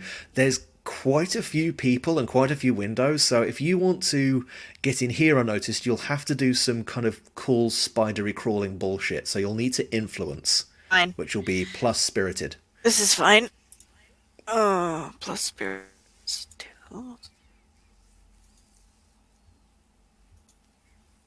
Oh, that's an 8. 8's fine. 8 is a partial success. So you can do what you want, but I get to pick a consequence. 7. So you can. 7's still fine. So you can get in there, but it is going to be a bit. Well, it's not going to be great. Obviously, it's not going to be loud and obvious because that would be completely counterintuitive to what you want to do. I'm going to say it's draining and demands your complete focus. So you manage to get up over the fence and into a bit of the awning, so you're tucked right in there, out of sight of a lot of people, and you start doing this little crawl upside down along the underside of the roof. But you are having to remain absolutely focused. As people are basically walking directly underneath you, and if one of them looked up, they'd see you. But you manage to skirt around until you get closer to the windows, kind of near the main bar itself. And you can, at this distance, hear a lot of shouting, swearing, and just as you start getting to the window, you hear a loud bang. And then someone shouting, "Oh, fuck!" I look through the window, I guess. No, that's fair enough. Empty. You look through the window. Yeah, you look through the window. And yeah, you see this same kind of thing that Sweet saw. You see a long table in the middle of the room, a huge amount of guys kind of holding 3 figures onto the table, 2 of which are still kicking around, 1 of which seems to have gone limp. The 2 that are still thrashing around, you can't really see because there's sacks held over their heads to keep them gagged. But the one who's gone still, mostly because the top of their head has been blown right the fuck off, you recognise as August. His body is emaciated and desiccated, almost mummified, and there are a multitude of spiders and scorpions and centipedes flowing out of where his organs and like chest cavity would be. Like someone's just torn open a paper bag and these things are just spilling out all over the floor. You can see a lot of bikers are like jumping back, stamping furiously on the floor. Before someone in a slightly nicer looking jacket, younger guy, looks kind of a bit battle scarred, very heavily muscled, grabs a can of hairspray and a lighter and starts torching the bugs and starts setting fire to the body on the table. The other two thrashing around, you can't see their faces, but it looks like these guys are Brad and Diane. Spider-Girl hunting bug people. Okay, now it makes sense. Spider-Girl, she'll fucking murder you. I decide, well, fuck him, and try the window. Oh, that's fair enough. You try the window, and yeah, as you kind of try the window, it's unlocked. And as you start to open the window, you see the front door open again, and you see Sweet being walked in by a youngish guy, quite slight looking, with greased, slick back hair, who walks her maybe a few paces into the room, then boots her in the small of the back to the floor, and slams the door behind him. And you just hear this guy go, "Boss, I think these fuckers have backup." He kind of gestures to the fallen Sweet on the floor. So, Sweet, you've been put onto the floor. It's not a particularly good position to be in because, holy shit, there's so much vomit and beer down here. And apparently a lot of spiders and other cockroaches and horrible shit skittering around, which is also absolutely horrible. And yeah, behind you, Ferret is levelling a quite small, but apparently he knows how to use it, handgun at you. And around him, people are looking at him, looking at you, looking at him again, and then starting to pull weapons of their own. She turns to look at him and she's like, "Backup? I came here to talk to you, dumbass." Bullshit. He gestures to the, he kind of nods over to the kind of older guy with the sawn-off shotgun near the table and goes, "Look, if we were getting into this shit, we should have been told well in advance that this kind of stuff was going to happen. Who is this fucking guy anyway?" And the older guy just shrugs, looks down at the other two struggling forms and goes, "Fuck it, cost of doing business. Look, get that bitch up on here and we'll take care of all three of them." In full regal stature, she gets herself up and yanks her arm out of anyone who tries to take it. And in kind of she's trying to get their attention in a, rationalize this shit kind of movement. Just like, your shit is incorrect sort of moment. Yeah. And so she pulls the regal, like, "Now you're going to listen to me." Angrily straightens bow tie. "Now you listen here, you little shit." "I don't know who the fuck Tweedledee and Tweedledum is. And the only reason you know me is because I've been looking for you." Okay. Sure. Do you want to... Well, let's see here. You can, if you want to really get up in their face, you can menace and use the threat force. If you want to beguile them, you can use charm. Or if you want to try and get a handle about what these guys are going on about, you can use connect. Which will be wrath, spirited, or eerie, respectively. So get angry, get sweet, or actually try and empathise with these people. See, she's good at getting sweet, but she's also good at... I'm going to go with the eerie. Oh, fair enough. Yeah, so just roll plus eerie. Why not get weird? That will get me to an 8. 8's absolutely fine. So you can ask a question, just to me, and you get more of a vibe. So you get like an ambient answer, but not a clear answer. Basically, she's trying to see if there's any way she could,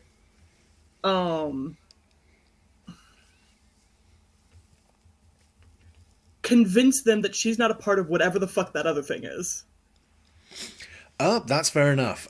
Basically, these guys see you as the same sort of thing as these guys on the table. Like, they seem to think you're not human, and therefore in league with these things. I mean, I'm sort of still human, right? You're definitely, but you've gone across the veil and come back, and you've come back a little different. But it's like, if I guess she'll be like, look, because one guy is blown to pieces and like there's a ton of bugs by him, right? Mm-hmm. And she kind of looks and like, whatever Bugman is, like, that's just gross. Like, do I need to like bleed and show you it's not bugs or something? Well, you look at the other two, and you see one of them looks like a bloated, drowned corpse, and is quite clearly leaking some kind of horrible fluid onto the table and onto the floor. And the other one looks like a kaleidoscope. The female form seems to be changing colour and shape and almost texture. You get a very strong sense of some kind of spiritual energy coming off of her. The other guy just seems to be like a big, thrashing, bloated corpse. So they're not the same as this first guy. Then she's going to go the, like freaking out about, like, what the fuck are those? Fair enough. Because if she's freaking out over what the fuck are those, then maybe she's not one of them. That's fair enough. So you Like, freak out. She stops and turns and like actually looks at them to figure out what the fuck they are, and then realizes that they're kind of grody, and she's like, okay, let's just pull the squeamish girl act and just like she turns and looks at them, then looks back and just horrified. Oh my god, headless corpse. like starts to climb on Ferret. Like, what the fuck are those? No, I am not here for this. Like, what are you the part of? Cool. So you're suppressing your true nature. So you're basically playing it like you're a scared girl. Yes. Cool. Could you roll me plus cold then to feel nothing? Come on, good die roll. Never. Shh, it's a 9. Ah, damn it. Okay. I don't want it. Okay. So you get to pick. So you definitely pull the act off, but you do make a. You do choose one of the following. You either make a mess of it or leave it half done. It's slow, tedious, or wasteful. You make a scene or leave a trail, or you're tormented or haunted by what you did. Go with make a trail. Fair enough. Yeah. So you kind of shriek. You basically climb up Ferret, who throws you off onto a pool table. You smash some beer glasses. You knock someone over. Like, there appear to be a couple of like old ladies or wives, like partners to some of the bikers, and you like heel kick one of them in the face by accident as you thrash over. In her panic to get away. Yeah, and but yeah, you do a big enough of an act that all happens. Although, as you get up off the table and kind of start dusting yourself down, nobody else seems to have noticed it, but the pistol from that guy in the alley is now lying on the pool table. Yeah. But Ferret looks at you and goes, "Why else would some broad come in here and try and get up in our business on the one fucking night when we don't need anyone?" I wasn't trying to get up in your business. I told him that I could wait. The guy Ferret kind of looks over to the guy at the door, Frank, who just looks at Ferret, looks down at the ground, looks up at Ferret again, and goes, "Sorry." Ferret just sighs, rubs his hand over his face, goes, "Oh, for fuck's sake, you fucking... Look, the next time something cute with a nice pair of tits shows up, don't bend over for her. We know what happened last time. Now, just... He kind of snaps his finger at Sweet and go, you, fucking back office, you say a fucking word about this and I will put a hole in your fucking skull, alright? She does the lips are sealed movement. Good. Turns over to Frank. You, take her into the back right fucking now. She leaves once we're done, not a minute before, alright? And all this time, the older guy with the sawn-off shotgun has kind of been watching this with a faint look of confusion, but doesn't seem to be as interested in this as the three weird things on the table in front of him. You're cutting out a the other... smidge. God damn it. Enough that I could piece it together, but... Yeah, basically he's paying more attention to the two still moving things and the one non-moving thing. Oh, for fuck's sake, my fucking microphone, cunt! So yeah, he's basically paying more attention to these things than you. Than to me or whatever's going on. Than you, yeah. I'm watching my microphone and it cuts out for absolutely no reason. Maybe one day we'll get these things all worked out. I should not have used fucking Discord. It's fine for almost everything else. But anyway, but yeah, Frank, he almost puts a hand out to kind of guide you, kind of thinks slightly better of it, and just kind of points across the bar to where there's like a set of rear rooms and like an office. It goes, you may want to wait over there until Rob's done. He kind of waves over to the older guy with the sawn-off shotgun, kind of mouths something to him, and then points at you. To which Rob kind of looks back, squints and cocks his head, then shrugs, and starts reloading the gun. I'll unfussedly go to the back room because at least I know where Ferret is. That's fair enough. Yeah, Koto, you've seen all of this pretty much go down. Their attention has been sufficiently distracted, at least for a few moments, for you would have had a moment to get inside if you wanted to.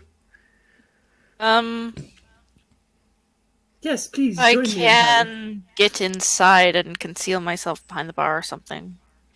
Oh yeah, sure, you can do and sort of, yeah, sneak behind the bar. There is like a guy tending bar, but he's mostly just keeping one hand on the baseball bat underneath there and watching intently what's going on at the minute. So you're kind of there on the floor, but if he doesn't really get distracted by anything, he's probably not going to notice you. And yeah, you see Sweet sort of get escorted around the back of the bar and into one of the rooms behind the building. Would I have seen her through all this? I would say, like, as long as both of you guys are okay with seeing each other, you can kind of look and go, yeah, you're there. I give her a look as she is. I kind of give her this face. Exasperated face, for fuck's sake. The shit I put up I'll with. be back here if you need me, kind of. Bring me a snack. Bring me a Shirley Temple and a ham sandwich. Cool.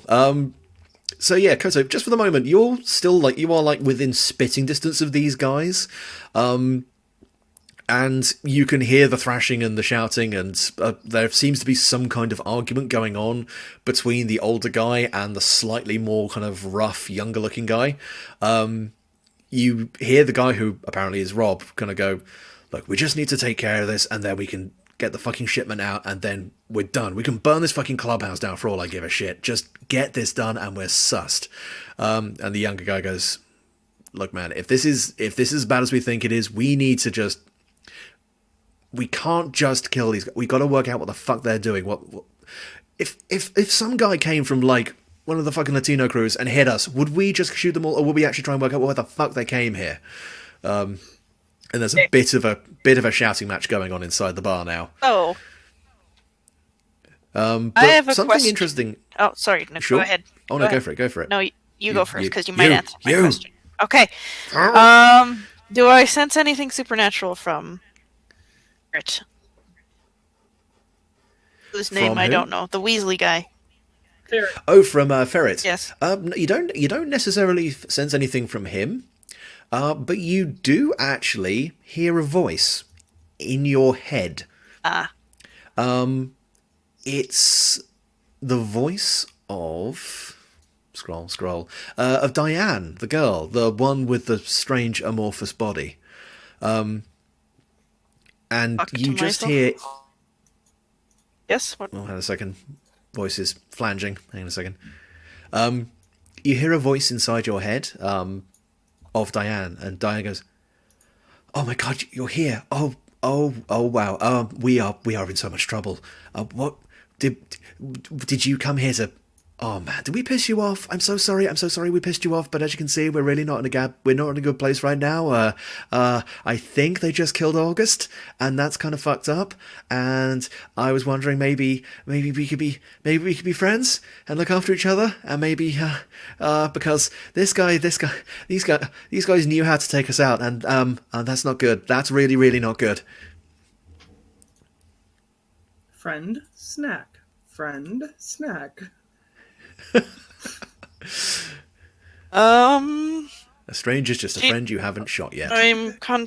I'm torn between, or I think she is torn between wanting to be the big damn hero and show these guys up because they humiliated her, and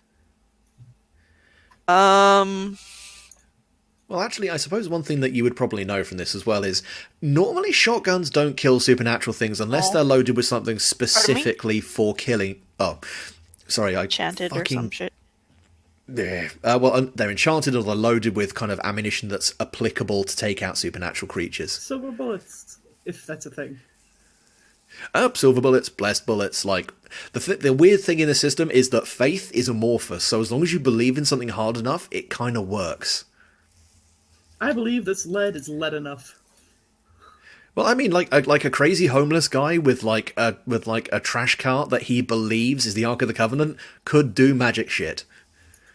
All right. And of course, lots of people believe that solution to zombies. Yeah, pretty much. It could just be the collective belief in the room is that you shoot it in the head, it dies, right?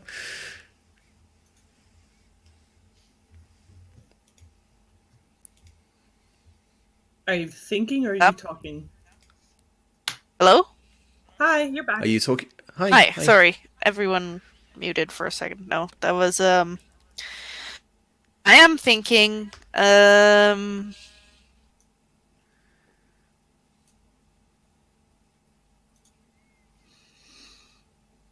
I'm thinking I should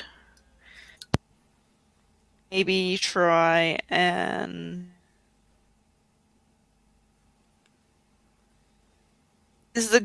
would they notice me if I cut and ran out of the door they took feet out of? Yeah, if you want to be sneaky, the door is like right next to the bar, so you can just slip out of here.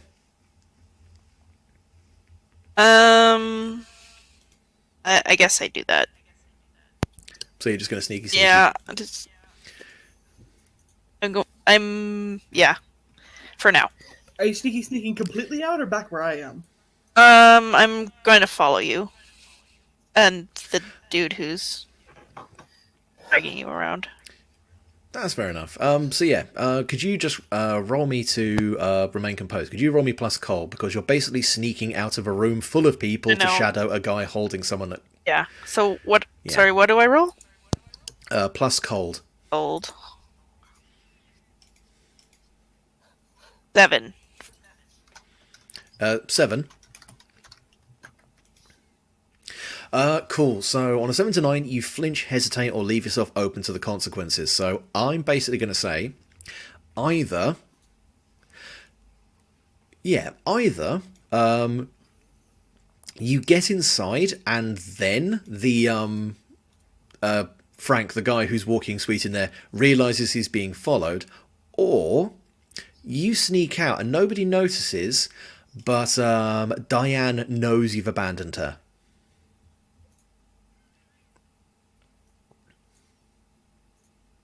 I'm gonna go with the first one, I think. Fair enough. So you sneak out, and then as you kind of close the door behind you, Ah, God, fucking microphone. As you go out that, Frank kind of knows he's been followed. Does he know it's a creepy girl yet, or just that someone's following?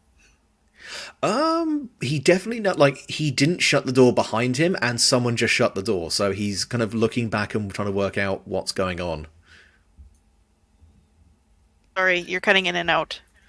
I know, Not sure whether like, it's... my ping is absolutely fine, but it just keeps on being strange. Might I be able to help with this by, like, I noticed that he's noticed and kind of being like, again, I'm really sorry. I mean, I really didn't want to get you in trouble. I mean, I talking and interrupting him from... That's okay. Is anyone else way looking? back. I mean, when you shut the door behind you, that was pretty much like it's a solid door. You can't really see through it. And you've kind of walked into like a short back hallway with a couple of doors branching off of it. So there's nothing like, you're not open. He's the only other person in here apart from you and Sweet, so that's all fine.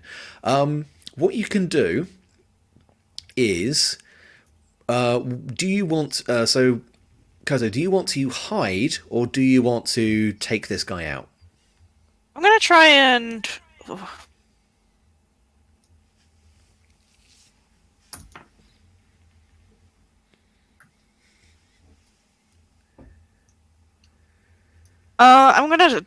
I'm gonna get close to him and try to web him up, I guess. So you're just gonna... Yeah, okay, fair enough. So Indispose, first not and kill. foremost... Pardon me? So, like, So you tie him up and indispose him, but not kill him? Or kill him? Yeah, I don't think... It says a small attack. So... So it would Like, do one harm, which would be enough to Yeah. incapacitate a person. So before you roll, Yes. Sweet can roll to assist. Yay! Now, I realise we didn't do bonds, which is totally my fault, being a dumbass. But I would say you two have worked together. You haven't been particularly contritious, so can Sweet just roll 2d6 and add +1? Okay. Oh my god. That would be a 10. Nice, rolling hot, cool. So yeah, Koto now gets +1 to this roll. Hey. As Sweet just distracts him briefly while Koto gets ready to web this guy up. So yeah, Koto, if you want to roll, I'm assuming you're using your traumatize to actually like just bind this guy up. Yeah. Yeah, so roll me Traumatize, plus yeah, traumatize plus wrath. Traumatize the poor man. He's already had such a bad day. And yeah, add your wrath and then an additional +1 to the roll. 7. 7's fine. You get to pick one from the following: additional harm. You suffer no harm in response. You get what you want. They are disrupted, turned around, or driven back, or they are impressed, frightened, or transfixed. Now, get what you want is probably the best thing if you want to just immobilize this dude. Yeah, I'll probably You go could with that. do. Get... Cool. So, so do you spin this guy in like a cocoon, or do you gag him? Like, Yeah, is this a very spidery binding? Yeah, spider type spinning.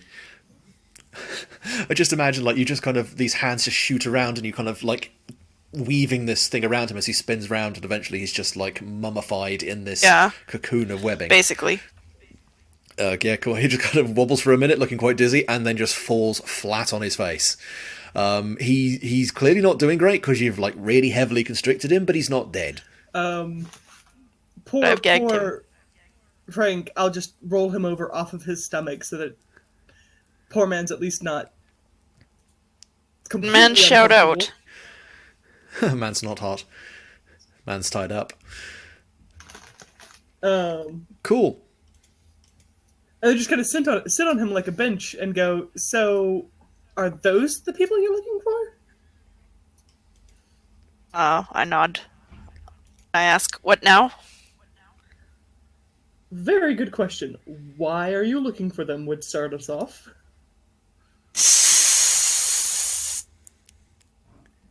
Gas leak. Everyone dies. Massive explosion. Yeah, basically she goes, she says, well, they kind of got in my way and things went south rather quick. Well, not south, but things went wrong rather quickly, and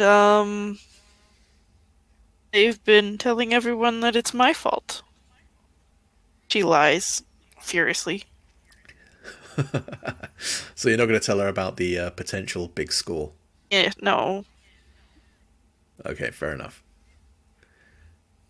But then I mentioned that shotgun looks pretty like bad news.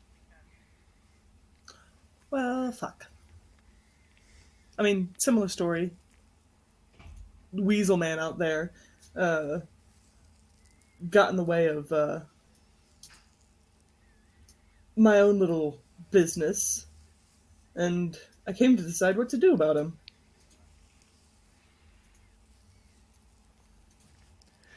Yeah. That's fair enough. You, like, off in the distance, you do hear, like, the shouting come to a bit of crescendo, and then you hear another bang. And you do feel, Koto at the very least, you definitely feel the ocean feeling like raise for a second and then wash almost entirely away. There's still some of it in the background, but it's nowhere near as much as there was before. So, if they kill off those three, you're settled?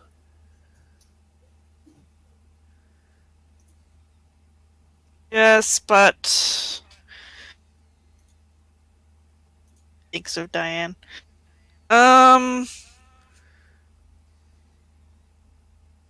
Yeah, you in your head you will say, "Oh my god, oh my god, oh my god! Please, if you're there, do something." Look, I'll split it with you. I'll split it with you. Look, it's so many people. It'll be enough for so many of us. It was going to be enough for 3 of us, and I guess don't let them kill me. Okay.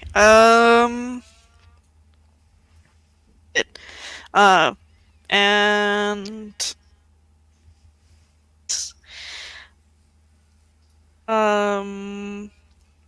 is what about so you're not sure what to do about Ferret? I Nope. mean, if he ends up dead, that makes some things just feel more complete. So I'm not necessarily, bothered by him dying. But if he continued to live, well, we can see about that. Some Why? kind of... Do you know what he's doing here at all? I mean, I'm assuming he's a part of this group, and this group does unlawful things.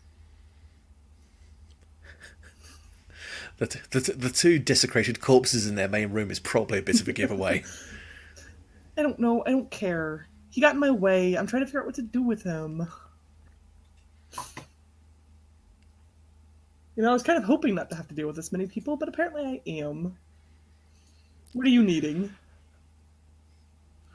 Are you any good in a fight? I mean, I can hold my weight.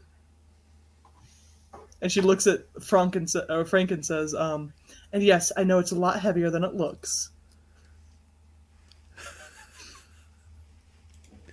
Oh dear. Frank just like, "Ooh, ooh." Don't worry, sweet boy. We might save you for last.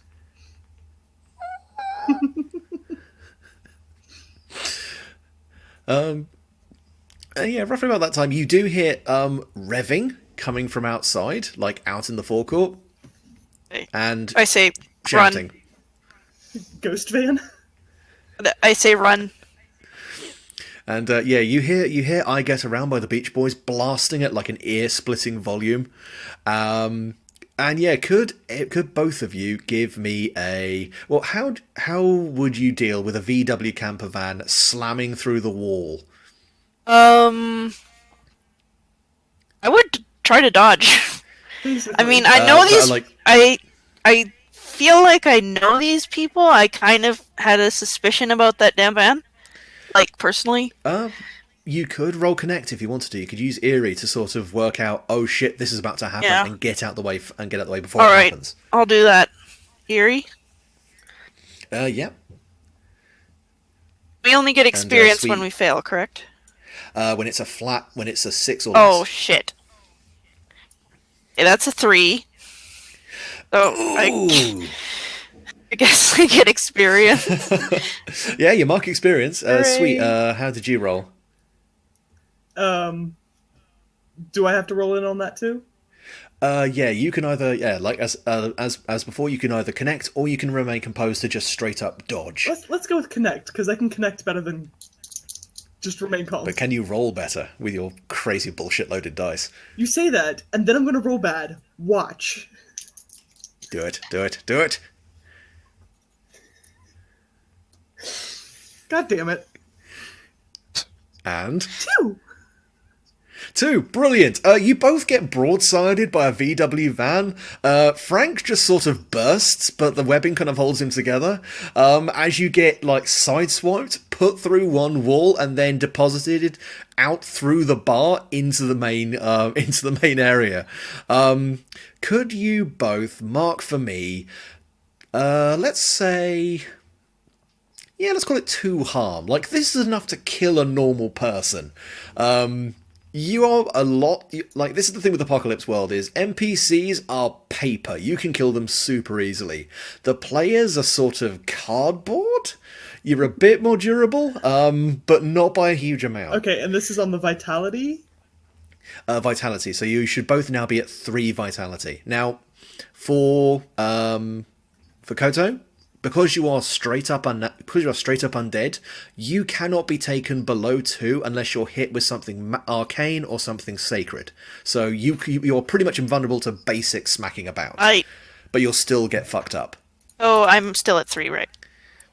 You're still at 3. The thing is, Sweet is still technically alive, so you're running on the being human rules, so you can actually die. Of course. You can still heal like normal, but it will be... Yeah, if you get properly smashed up here, you will die. But you are more than okay to come back, like, as a, oh god, she's not actually dead. Comes back undead. Of course. Comes back undead would be quite an awesome scene. But yeah. Yeah, so you both just get slammed as this van just crashes through one wall, picks you up on the hood, and like for a split second you look in through the windscreen and you can see August and Brad in the van, like this kind of spectral outline of them, Brad behind the wheel and August like his face pressed right up against the windscreen with this weird angry look on his face. Time to flip them off. They're flipping you off already. Just return it. Mutual bird flipping is done. And then, yeah, you just get punched through this drywall. The van crushes the bartender, smashes through the bar. A couple of guys get knocked over. Not many people get badly hurt. It's mostly just the impacts of the wall going in. But there is a lot of shouting, screaming, and a lot of dust and broken glass everywhere. And yeah, you find yourself sort of just sprawled across the floor. And for my other hard move, because you both failed, I'm going to say that, yeah, you know what? The Templars are just going to react to this in their classic fashion of unloading at everything. So nothing's going to happen to you just yet, but any failed rolls, you're going to catch bullets. This is when she starts looking for a human shield? Yeah, absolutely. Yeah, like, Ferret has, like... If Ferret's nearby, he's perfect. Well, the thing is, you kind of now realise from the way the bullets are flying that not everyone here is from the Templars. There seem to be a couple of other gangs being represented here, and they all seem to be shooting at each other. Oh, perfect. So, like, a couple of guys get shot in the face, someone seems to get, like, a pull cue rammed through their ear and into their skull. Like, there is some nasty shit happening. And yeah, if you want, you can see if you can find a human shield. I duck for cover. I'd prefer if I could make that human You shield remember your Frank, textbooks. or not Frank, Ferret. Um, I was going to say, Frank is laminated Oh, across the Frank- floor at this Frank is point. gone. He's in their wheel arches. he's an afterthought. Um, Frank's an aftertaste. oh, that's what I'm tasting. Okay. This fine mist. That's the metallic feeling in my mouth. No, Ferret. If Ferret's nearby, use him as human shield and kind of at Koto. What now? Grab the girl? Leave the girl? Girl is I'll say like scurrying across the floor as fast as she can. and what, Anything. Yeah, what are you trying to accomplish? Um, Get away, get to someone. Trying to basically avoid being shot and out of the building. Oh, so you are just dipped up, diving and dodging out of this Yes. whole fucking situation. Cool. Right. So this is both happening at the same time. Sweet. Are you going to try and like just duck behind someone, like convince someone to protect you, or are you literally just going to go fuck this, grab someone by the scruff of the neck and use them as a bullet sponge? Because traumatizing would be the most effective thing for you to do. So, but it would kind of let down the facade of being a sweet innocent woman. I think at this. Fuck this, eat buckshot for me. I mean, at this point, if anyone survives this, I don't think she's worried about them knowing that she's a little hinky. This isn't her group of people she's going after. This is just people in another town. They don't matter. I guess the first question is, how far away is Ferret? Ferret's still kind of at the front door-ish. He's like, as all the shit's gone down, he's cleared a couple of guys out the front door, turned and shot someone from another gang in the front of the face, and just is kind of trying to get as many of the Templars out the building as he can. Can I just kind of So he's take him out on my way out? so like actually like kill him or grab him and take him Either with one you? works. Oh. Whichever one is easiest. Cool. So yeah, I was going to say, so yeah, if you're going to traumatize, roll traumatize. I will say that you will want to take a -1 harm if you don't, well, pretty much you're going to want to take a -1 harm taken if you have the opportunity. Because there are bullets fucking everywhere. So how do I take a -1 harm? Well, basically, I'll state it basically. If you're doing anything and you're not automatically getting out of there, you will be in the harm. You will be in the line of fire, so you will take harm unless you actively decide not to take harm. So, are you going to traumatize and actually try and take this guy out, or are you just going to try and flee?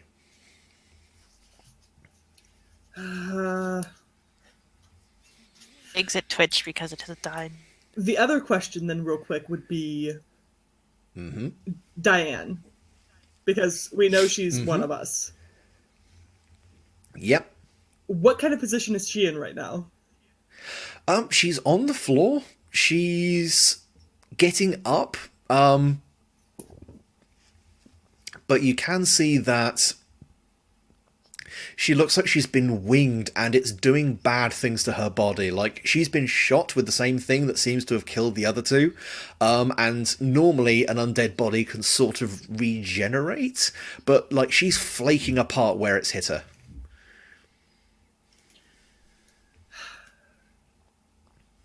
Save girl, don't know. Get the fuck out, or get revenge and get the fuck out. This is a very hard decision. I mean, Save your teammate, damn it. but we're killers. So?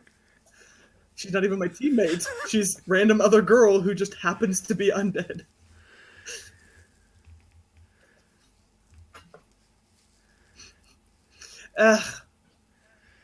Why not? Let's go after Diane.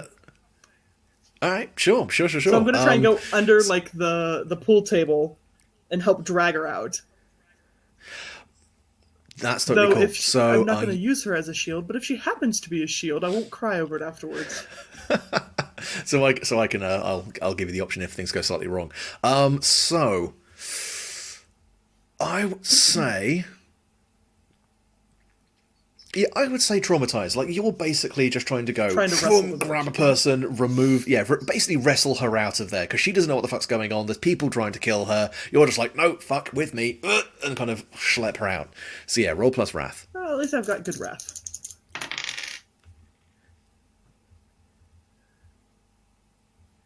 That is an 7. 7's fine. 7 still lets you pick something. So you can, so I'll say the pertinent stuff. You can dodge any harm. You can get what you want from the situation. Those are pretty much the two that will be the most important to you. The problem is you can only pick one. Okay, then the question becomes... I'm going to have to ask the metagaming question, of course. If I get harm, do I then go straight into dying, or I just go into more hurt? Oh, no. You'll only take a point of damage. So you'll be at 2 vitality.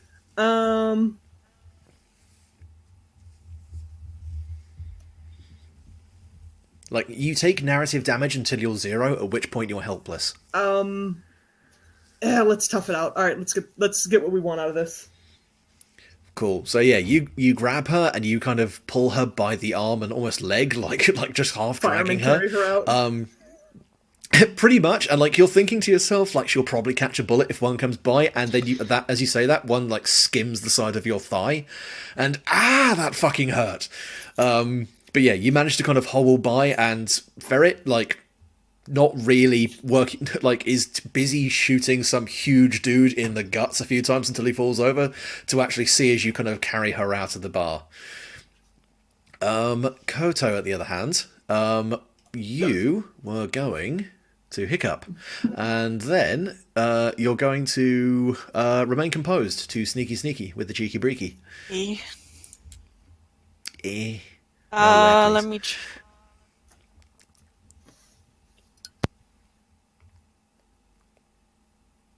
Oh, that's, Jesus, is that 9? That's Jesus, nice. Cool, yeah, so you can either get out without being seen and take a 1 harm, as you get winged by a stray bullet, or you can get out clean, but Ferret knows you've gone out. The first.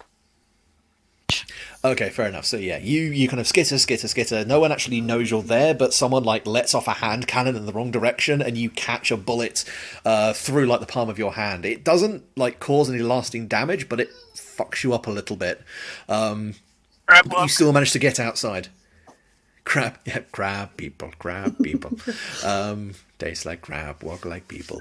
I've been thinking that the whole time she's skittering too. Pretty much. Yeah, that's fair. Yeah, so you guys both get outside.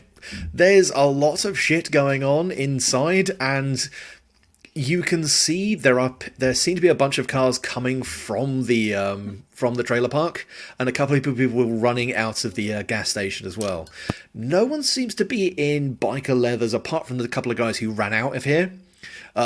One guy you see run round the corner, kind of go, oh shit, and kind of stagger backwards with blood on his boots, looking around going, we gotta get out of here, fucking just run. And it looks like everyone's basically trying to scatter, but some people are definitely coming down from the trailer park.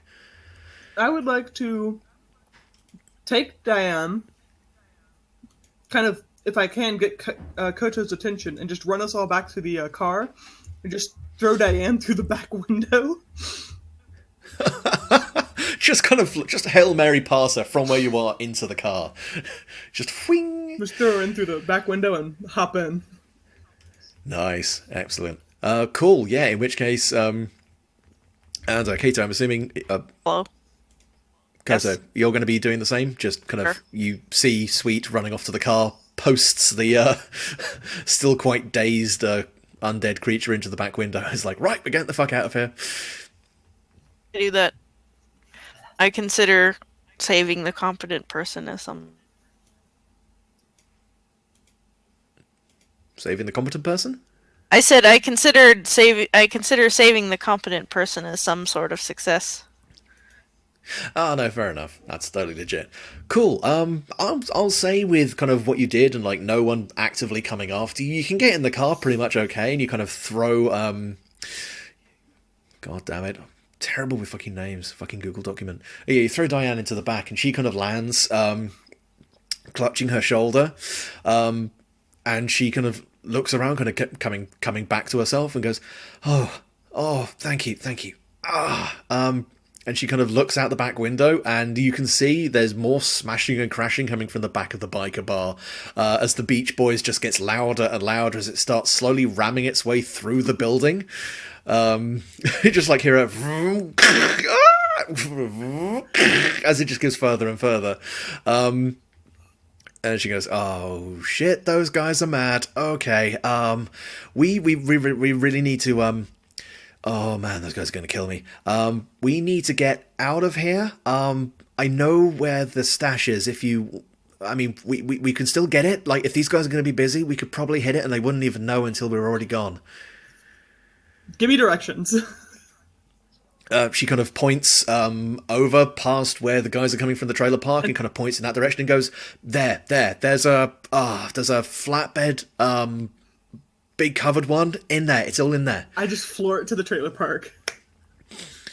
Cool. Yeah, you start flooring it towards the trailer park. You are heading towards it, and you do see a cup. Like, there's two what look like. I gotta just mute general myself for a second. I'll be right back. Oh, She's leaving. shall we pause? No, if you leave me now, you'll take away the biggest. I'll stop. Ooh, baby, please don't go. Look, the stream is a disaster, all right? I'm just making it as bad as possible. I know. I mean, this is the most people I've had watching my stream ever. Yay! Woohoo! Hi, stream. How you doing? I'm popular with a whole 7 people, and I'm pretty sure that's 3 of us. 3 of them's us. There's One of them's probably my mum. me, Sabwones. We have the Corvus 2014, Jeeves Bond, Hey, Corvo and Jeeves. Always good Kaori, times. Sai, and Tezera. I'm going to pronounce everyone's name wrong. Fuck you. Just fucking Love you, everyone bud. up. Good shit. Ah, No, Sorry. Jesus. Rupert left us and Woman started arrives streaming, clotheslining up audio. Sorry. You motherfucker. That's fair. Right, cool. So, yeah, you get in the car and you just floor it towards the trailer park, and there's a couple of pickup trucks coming towards you. One of them sees you come in the opposite direction and peels off towards you. And yeah, you can see, even from this distance, there appear to be a couple of guys in the cab and a couple more guys like hanging on to the back rail of the cab, standing up in the flatbed. And you just hear the distant crackle of small arms fire as they start shooting at the car. Can I just kind of duck behind the steering wheel and keep going? Sure. Like, if you just want to just keep driving and just dodge the incoming fire, that's totally fine. Yeah, just do a Uh-oh. remain composed. That's a cold? Yes, a plus cold. Oh, God. Koto, are you reacting to people lighting up? I would also like to huddle. That'd be an Duck 11. and cover. What is it? Nice. Okay, fair enough. Should I also roll, or? You can. I mean, to be fair, seeing as you're already at I'm at 2 2, vitality, so- having been, you can't actually be any more damage, but you can be slapped about by bullets. So you can roll if you like. But the worst, 5. the best that can happen is you dodge. Yeah. Okay, that's not great. So I skillfully, artfully Sweet. dodge, and she just gets nailed. yeah. Yeah, so basically, Sweet kind of ducks down as a strafe of bullets tears through the kind of the upper half of the car. It misses Sweet completely. A couple go into, an all of awful them lot directly go to the into face. a lot. Koto basically just gets like, and even from that distance, they can see they impact her several times, like this, as the bullets slap into her.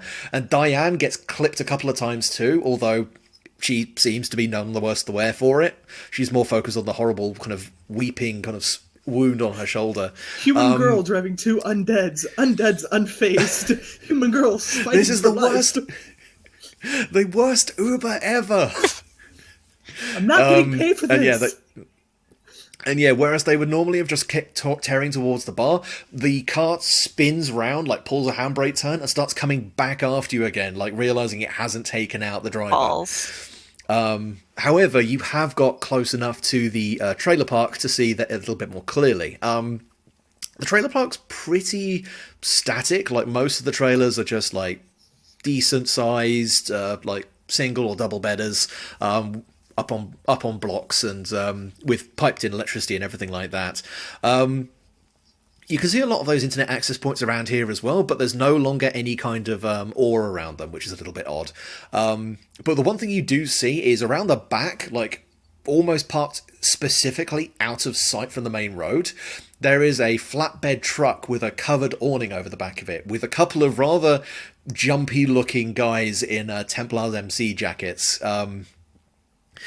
There are a couple of people like running into their like a couple of people in just like standard kind of casual clothes running into their trailers. They seem to be trying to get the fuck out of this situation and getting out somewhere a bit safer. But as you get closer, these guys in the Templar jacket see you, and you've probably got like half a minute before they realise that's not right. They shouldn't be here. It's not right. Well, let's just... That's not right. I guess her point at the point is like, all right, well, we're already here. Let's just barrel towards them, see if we can take them out, and then just get the shit and get out. Vehicular homicide. Hopefully. Guranga bonus. Not vehicular suicide. Vehicular homicide. It's much more interesting. Yes. I was going to say, you did, Kota did Mark experience as well. Yes, which... Ugh.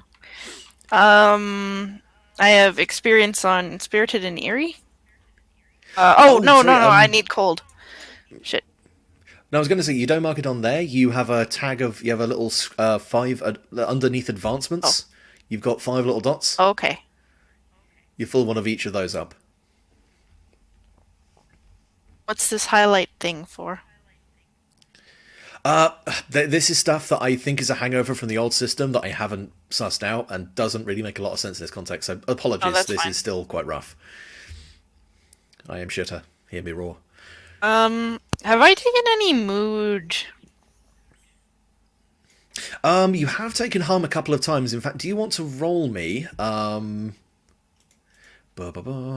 Something I should have kept on top of.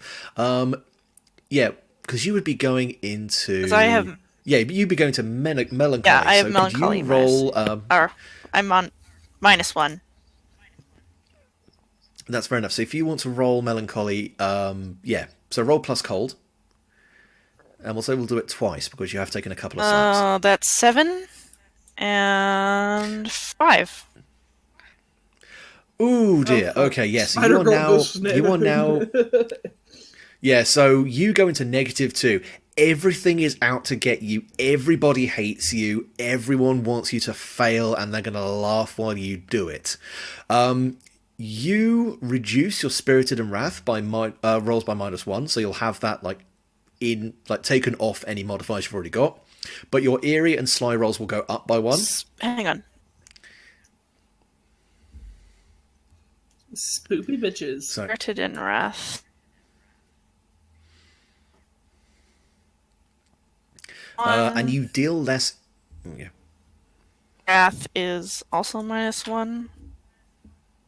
Mm-hmm. And Cold and Sly was. Cold and Sly both go up by 1.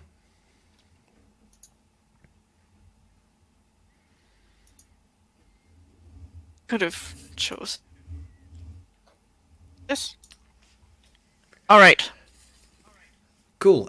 You also do 1 less harm, but you also take 1 less harm. So you are now harder to kill and harder to damage. And also, guess what? You unlock your large attack. Yeah. So this is now when the gloves come off and you go, right, no more fucking around. I'm your friend. Remember, I'm your friend. Yes. Poor, soft, squishy human. I'm your friend. I have no friends. Yeah, kill these other Weep poor... single tear. Ooh. Nice. I would like to say as well, I thought this was going to turn into a supernatural Thelma, and I would thought this was going to turn into a supernatural Thelma and Louise, and what have I got? I've got, well, technically 3 women in a car in the desert being chased by men with guns. I'm so proud. I remember you saying that. I forgot about that. Well, as long as there's no cliffs nearby. I mean, Yeah, this is true. it's mildly better if we go over, because we'll come back. You just kind of crawl out of the wreckage like, Fuck you! All right. I'm all right. They were Unless off, it's- they were off the Damage cliff with kept- the goods. They're sitting on the cliff going, fuck, now we have to figure out how to get down there. They see If through- it's just make sure it's not a sacred cliff. Yeah. So, it's Niagara Falls. It's like, oh, they blessed it. No. But anyway, so yeah, you guys kind of get in there. So you've both got like you've got an opportunity to do something as you're barreling towards this flatbed.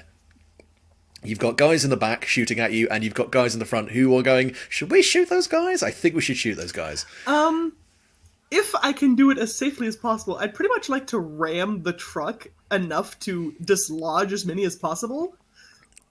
Oh, sure. So you're just gonna so you're gonna hit the truck, not the people. I mean, if they're all in the truck, then the truck. Oh no, these guys, like, the truck is sealed. The guys are standing outside it. Oh, well, let's just go for them and the truck. So, on the way to the truck, them. Fair enough. So you're going to be rolling a traumatize.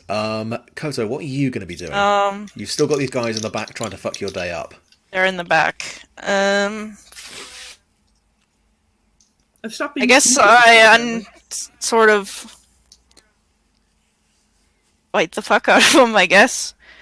My jaw opens and basically 2 massive spider mandibles come out with long dripping fangs. I would like to sink into the nearest guy. So you're going to, like, leap across towards the car coming behind you and just attack them? Is it? Are But you gonna go I for don't the know. guys behind us or the guys in front of us? They're behind us, right? Yeah, the guys. So you're going for the guys behind, while Sweet goes for the guys. Yeah, ahead. I guess Cool. I'll do that. And I will say that Go badly. Oh, it might be okay. I mean, you're using a stronger attack. But yeah, I will say, Koto, take +1 to this roll after the fact, because Diane, like, believes in you. Like, she thinks you've saved her, even though you didn't actually save her. But she's like, you saved me, we can do this, we can be a team. Yes. And just kind of, you get like an emotional boost from her. All right. That takes care of one of them. What Good pep have I talk, done guys. with my roll? Fucking. I'm doing a trauma, which is a wrath. Yes. Please, please, please, please, please, please. Fuck yes. That's a 12! Okay. Oh god, the brutality. This episode directed by Eli Roth. I got a 6. You got and that's after all the bonuses. Yes, because I have -2 wrath currently, and +1 is minus. Okay, fair enough. Cool. So this kind of happens like side by side. So Sweet, Koto leaps first out the back of the car with your like new friend going, yeah, and you just kind of hit the windscreen like a gigantic mosquito, just slathering jaws like. Very I dumb. showed them. Thankfully, because this is not an enchanted or sacred car, you haven't been hit by the Pokemobile, you don't actually take any more harm, but you will be at a disadvantage for the next roll. So basically you'll just take -1 on the next roll as you get unpeeled. I mean, these guys have freaked the fuck out because they can't see there's a big weird spider girl on the windscreen, and the 2 guys on top have gone, holy shit, what the fuck is that? Will the windshield wipers get it off the screen or just smear it? Yeah, you feel like a as they tries to turn, like you get sprayed in the side of the head by soapy water. This is very. Sweet, on the other hand, engages the fucking Baby Driver soundtrack, and the handbrakes turn. Like, are you trying to hit just the guys or the guys I'm and trying the to car? take and the guys guys in and truck? just pin them into the car. Well, I If mean, that's possible, okay, like, so just take out as many guys on the yeah, way into like- dislodging the car. Well, there's only these two guys, and so yeah, Sweet kind of slams it into a handbrake, spins the car around, and the thing is, the flatbed is like shoulder height to these guys, so you don't necessarily crush them as decapitate them. Oh, yes. You sort of pop the top of their heads off like Pez dispensers, and they kind of get crushed into the wheel arches as their heads roll over the other side. You've kind of... I mean, the car will probably still run a bit, but you've really put this thing taking through the hell. truck. That's fair enough. And yeah, you kind of comes to a halt. You see that Koto has splattered herself on the windscreen of the car behind you, and just for a moment, you do hear banging coming from inside the truck. A banging. Mm-hmm. Okay. I will deal with that later. I tell Diane to come on, and I go to drag whoever's in. Like, are there people in the truck that I just ran into? I mean, there's no one in the cab. The cab seems empty and locked. The back of the kind of flatbed is sealed. It looks like it's been padlocked. Well, let's just go with. We'll figure out what's in this. This is the thing we're going for. Whatever's in the back, we'll deal with later. Let's get in the cab and drive off. All right, fair enough. Diane just kind of realizes that now is not the time to fuck around with what's in the back there. So she goes, "Okay, cool. Should we get your friend? Like she was like super cool, and then she like ate shit totally hard. Should we like help her?" We'll pick her up on the way through. She kind of reaches over into the passenger seat, pulls out the shotgun, and goes, "Oh, nice! Didn't know you guys came prepared." You prepared's my middle name. What the fuck are you? That's a weird name. All right, sure. And she kind of racks the slide, runs around and jumps it. And she goes, "Shotgun!" as she jumps into the passenger seat. All right. She thinks she is the smartest person ever for coming up with that. Good job, child. Wait. Who have I gotten myself into? Who have you... it's not that kind of RP. But yeah, Koto, the car kind of finally slams its brakes on as it sees this horrific decapitation of two guys, and you kind of flop back off the hood and kind of lay there for a moment looking stunned, as the two guys in the back drop out to deal with you. Oh? She's died. Sorry, she's back. It's sorry, like Jesus, sorry. but much more convenient. Hello? That's fine. Can you That's hear me? fine. Okay. Yes. You've died. You've come back. Blacks out from all miracle. of the fucking act. Okay. So I'm on the ground. There are guys freaking out in the car. So the two guys in the back have hopped out to take care of you, whatever the hell you are, whereas the two guys in the actual driver's seat and passenger have gone over after Sweet. Skinner, let's go. Yeah. Can I cut and run into the car? The truck? The cab, yeah. I mean, you can run. You can, like, you've got webs. You dodge, could web shot. You try could to- do some Spider-Man bullshit. Sorry, what? You could Spider-Man your way. You could literally just, like, shoot some web at the car and, like, skate behind it or whatever you Just want gonna to do. climb onto the back Spirited? and hold on. Yeah, like, if you think Spirited's a better thing for you to roll, which I think it should be. Yeah, come on. Okay. I see you Wait, on the back of would the it be a things, cold we roll believe. or No. It would be eerie roll. Fury to Leggett and Spirited to Spider-Man? Okay. I'll roll Spirited. Oh no, sorry, no. So I was going to say Spirited's influence remain composed would be cold. Yeah. Sorry. So I cold? thought cold was to remain composed. Yeah, cold to remain Okay, composed. so sorry, my I'll microphone's cutting out again. roll. So I'll roll influence, so cold. Spirited. It's not. Oh no, roll Spirited. Spirited's the thing you want to do, right? Yeah, you're not trying to remain composed. You're trying to do something. Yeah, you're trying to like you're spooking your way out of here. You're not just running. Not sure if I want to spook my way out. If I just want to take it. I'm just thinking about what's the better role for you. Yeah, if you just. Well, spider taking web it your way would be the better roll. Oh no, Spirited's down, Yeah. isn't it? Shit, sorry, never And mind. cold's That's up. me being dense. No. What's the difference between Spirited and Eerie? So, eerie is like mentally tapping into things. Spirited is like changing the world I around roll you. cold. Okay. Oh, 13. I Nice. run Yeah. like the fucking wind. Yeah, you crab scuttle out of there like a fucking champ, just to be like. I have the door open. You just kind of jump over my lap. I'm like, all right, good. Clack. Nice. Yeah, those two guys are not sleeping for a while, because they just kind of saw this almost like broken-looking Japanese 15-year-old schoolgirl like crack back into position and scuttle off. Like, oh god, oh no. They're gonna be dreaming about like when they see spiders on the ceiling. They're just gonna be imagining her face on theirs. Permanent Yes. arachnophobia. Perfect, absolutely All magnificent. right, so I I'd love like it. to gas it. Turn it on and go. Yeah, cool. So, this thing is big and it's heavy and it will take a while to get up to speed, but you can start to cheese it out of there. It's a big V12. It's got proper grunt to it. But yeah, these, like, you start to get it into first, then after a while it gets into second, and there's so much going on the other side of the kind of town. No one's really seeing you, apart from these two arseholes on this pickup truck, who seem to be the only people who have cottoned on to you, that you're fucking off with their gear. Yeah, but they're also a little traumatized. They'll take a bit to catch up. Let's go. Oh, no. There's the two guys who got out the back. There's still the two guys driving the truck. Well, we'll deal with them. Let's go. Right, fair enough.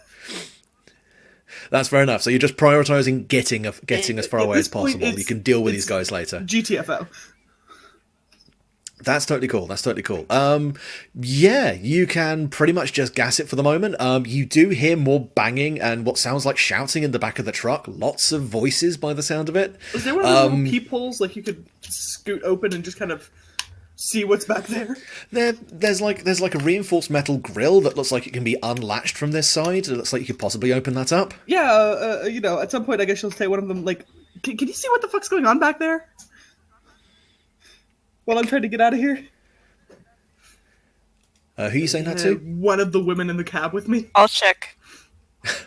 I'm in the back, fair I think. enough. Yeah, Koto. Or You're in the further. cab with me. Yeah. Well, Yeah. Yeah, you'd be all up in the front. Oh, It's yeah, like it's one a one- single it's cab, a- and then a lot in the back. I check.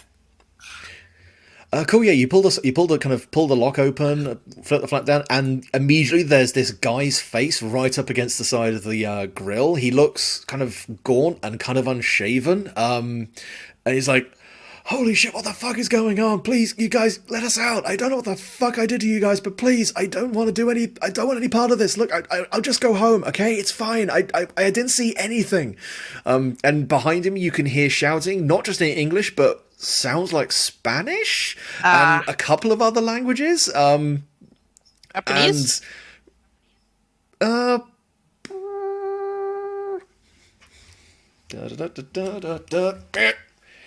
you know what? Yes. You actually do hear someone shouting in Japanese. "I just want to go home. Where's my mum? Where's my dad? Why won't you people let me go?" And there just seems to be this immense amount of distress. And you can feel energy coming from this. Like, this despair seems to be almost like a nourishing presence. And you can kind of see Diane is looking back through the slat and she's grinning. Yeah. All right. But yeah, for the moment, yeah, you can haul us out of there. The other one is keeping pace. And if you keep on going for a while, one of them will the guy in the passenger seat will start to pull out a cell phone. But yeah, you're a good, like, maybe almost mile and a half away by the time they actually realise that no one else seems to be backing them up. I mean, at this point, I guess the question is, all right, where the fuck are we going? And what am I hauling? Do I tell her? I mean, at the moment, you're just burning ass into the desert. Like, there is a main road you could get back to. It would take a little bit of a loop around, but you could do it at a distance. But there is still this truck coming after you, which has got a couple of guys in it. I'm assuming one of the other two know where we should be going and what's going on. So I'm like, all right, come on. I'm driving the car. Someone has to give me directions. Go not here. Diane just kind of looks at you a little bit quizzically and goes, "Well, I mean, just like as far away as we can, Don't I guess." stop. And then, like, we crack like the back, and have ourselves some fun. Like, do you know how long it's been since I managed to get this many people all in one place, all at one time? Okay, apparently you're useless, she says to Diane. And I guess she'll loop back as much as she can to the road and kind of head back home for her. So heading that. Are we still being followed? Yeah. Yeah, these guys are still coming. Okay. Can someone shoot them? You've stole their shit. We've got a shotgun. Yeah. Shoot them. Okay. Yeah, that's fair enough. I mean, it seems to be hanging back, just like following you for the moment. You hear me? Can I turn off the lights if it's a straight road? Can you hear me? Yeah, we can. I can hear okay. Sorry. Went red for a second there. No, fair enough. I mean, yeah, it's pretty much night now, so if you turn the lights off, they probably won't see you unless they get right up close to you. But if you want to turn the lights off and then gun it, you can. Yeah, if I know where I'm headed and it looks pretty clear, I mean, everyone else will have the lights on, so I'll see them. So I want to turn off mine and gun them. Fair enough. Yeah, I'll say you can pretty much... You turn the lights off and you see the guys behind you. They've had their headlights on for the last maybe mile or so, as the light's pretty much completely gone. And they start to drop back. And eventually you realise that it's not because you've outpaced them, it's that they've decided to stop. And you just drive on into the night. And I will say, we'll skip forward a little bit. We're probably getting close to kind of where Sweet would want to be, like a base of operations or where she would call home. I wouldn't necessarily take this truck straight to my home because I don't know what the fuck's going on and I don't want that shit at my house. That's fair enough. But somewhere where I know in my hometown we won't be bothered for a bit, like a rundown factory or warehouse or something. That's fair enough. Sure, could you just give me a very quick skiddly widdly, snoodly doodly? Could you give me a plus sly to read a scene? Okay, 7. Cool. So, you've got a selection of options here, but I'm imagining you want what's the safest route to what I want. So somewhere you can get to discreetly without being seen. Cool. So yeah, there is a route through your hometown to a old lumber warehouse that was used a couple of years ago, but hasn't really been used since. And it's a padlock on the chain link fence. It's easy to just pop it open. No one will really go by there for the next couple of weeks. And you roll it in, and it's fairly spacious. It's quite a little bit isolated. Obviously, if anything like gunfire happened, people might hear it, but it's okay for the moment. And it's not been too apparent until somewhat recently that you have noticed Diane is sort of gritting her teeth, rocking back and forth with this kind of like slightly deranged look on her face, like this slightly rictus grin of excitement. It's like, yeah, here we go. Come on. Are we here? Can we go? Can we do it? Oh man, I've been waiting for so long. I kind of like share a look with Koto to see, like, how's Koto taking this? I think I know what's going on. Like, are you, like, okay with this? Are you in the same boat? Are you ready to just get rid of her?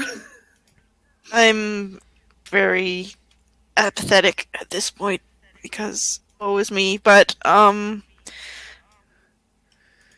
I mean, I am somewhat interested. I think she would probably be somewhat interested in the stuff in the back, so to speak. No, that's fair enough. Yeah, you can do that. I was going to say, you've got improved, eerie, which probably wouldn't be... I mean, you could even connect or pierce the veil to try and work out the specifics of what's about to go down. Yeah, I kind of would like to know what's up. Yeah, like you could connect directly with her, with Diane, or you could just pierce the veil to work out like what's going on here in general. Let's go with in general. I'm not sure I want to Okay, connect that so you wanna much with kiss the Diane. veil. She looks a little druggy. And does Koto want to connect? With Diane or with? Or with the guys in the truck.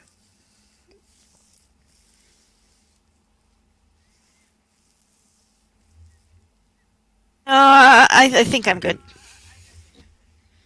You're just not going to do anything. Yeah. Bulk a bit. If you fail, you at least get experience. This is the thing. Like, there is no point in not doing something. Okay. I guess I'll try to connect with the guys and. In the truck? Yeah. Well, I connect with what's in the back. Alright. The dudes. Is this spirited or eerie? You connect with the Dwaynes. Spirited? So it would be eerie. Yes. Oh. 8 plus 1 is 9. Oh no, it's a 6. Cool. Right. So yeah. On a 6. Right. So we'll go with what Koto gets first. So Koto, I suppose you don't necessarily, like, you're in such a kind of low mood, like, you feel so hard bitten and so, like, the world has just conspired to fuck with you. You feel that actually feel something else resonating with that same sense of despair, and it is the people in the back. They have been stuck in there. They have lost sense of time. They are starving, thirsty, sleep deprived, almost on purpose. It feels like they could have been given something to keep them going, but they have just been left there to suffer, to feel as bad as possible. And yeah, you do get this distinct impression that these are people from almost around the world, like people who were forgotten or had family so far away they weren't really known where they were. Sweet. I'm gonna disconnect and reconnect. Okay. Did that not come through? No, or? it came through. I heard it. Okay. Sweet. You... you kind of are trying to work out what the fuck's going on. You look over at Diane, and you don't see a woman's face anymore. You see a hungry, sucking, cavernous maw where her face was. You don't know if it's necessarily what she always looks like, or if this is some kind of reflection of what she wants, but you get this horrific feeling that she wants to consume and just swallow something whole. And when she looks at you, you feel that similar kind of pang of hunger. So she sees you in a similar way to the things in the back. And yeah, But she, I don't numb people yet. Well, I will say something that Koto will probably know is Pardon that... Something that Koto probably knows, at least from like a casual being a hunter of humans, is that while killing people is normally a decent source of sustenance from their fear, their pain, the kind of ambient emotive feeling that they have, because that's what supernatural things normally feed off of, eating a soul is considered kind of fucked up, because that's not just consuming the ambient life essence of someone. It is swallowing them entirely. It is blotting out their existence. But doing it, and especially doing it on a very large scale, would make someone horribly powerful. I consider this. Drive for revenge. Keep humanity. Yeah, Diane is just kind of almost unsteadily on her feet, kind of staggering out of the truck, and flops down out of it and starts kind of almost dragging her feet, like she's losing the pretense of being human more I say and to more. Astra, I say to Sweet, if you want to kill her, do it now. Quietly, of course. I guess the thing is with what? Do we have one of their guns? You are a monster. Monsters can kill other monsters. Would me attacking her just work? You interacted with Koto's webs. You can interact and have an effect on things from the other side. Sounds like whatever's going on, we need to get rid of her. Sorry I brought her along. I should have noticed. Alright, so I would like to kind of intersect her and under the guise of trying to, like, work out the agreement of who gets what kind of thing, get close to her to kill her. Fair enough. That's totally cool. You would... So is this mostly just, fucking with her, trying to kind of distract her so you can get her flat-footed? Yeah. Also, you don't really have to worry about rolling for that, because she's in this kind of slightly single-minded, suggestible state. And I saved her. And this is true, she does trust you as well. So yeah, you can pretty much just make a traumatized move against her with a +1, because she's kind of... Can I also assist with this? Yeah, if you want to help out, roll. Yeah, if you roll a 2d6 and add 1 to the roll. So I rolled a yours 5. first.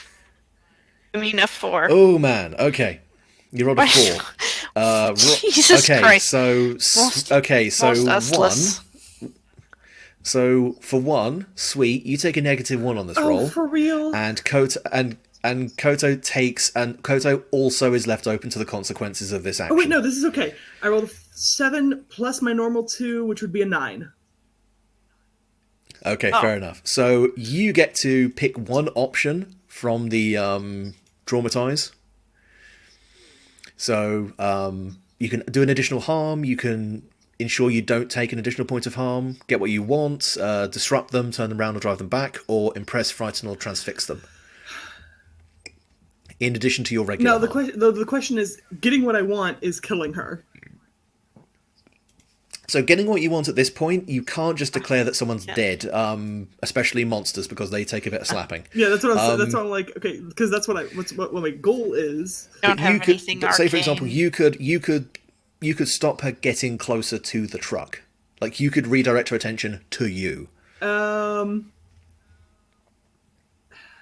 just gonna go for the extra damage then. Oh, fair enough.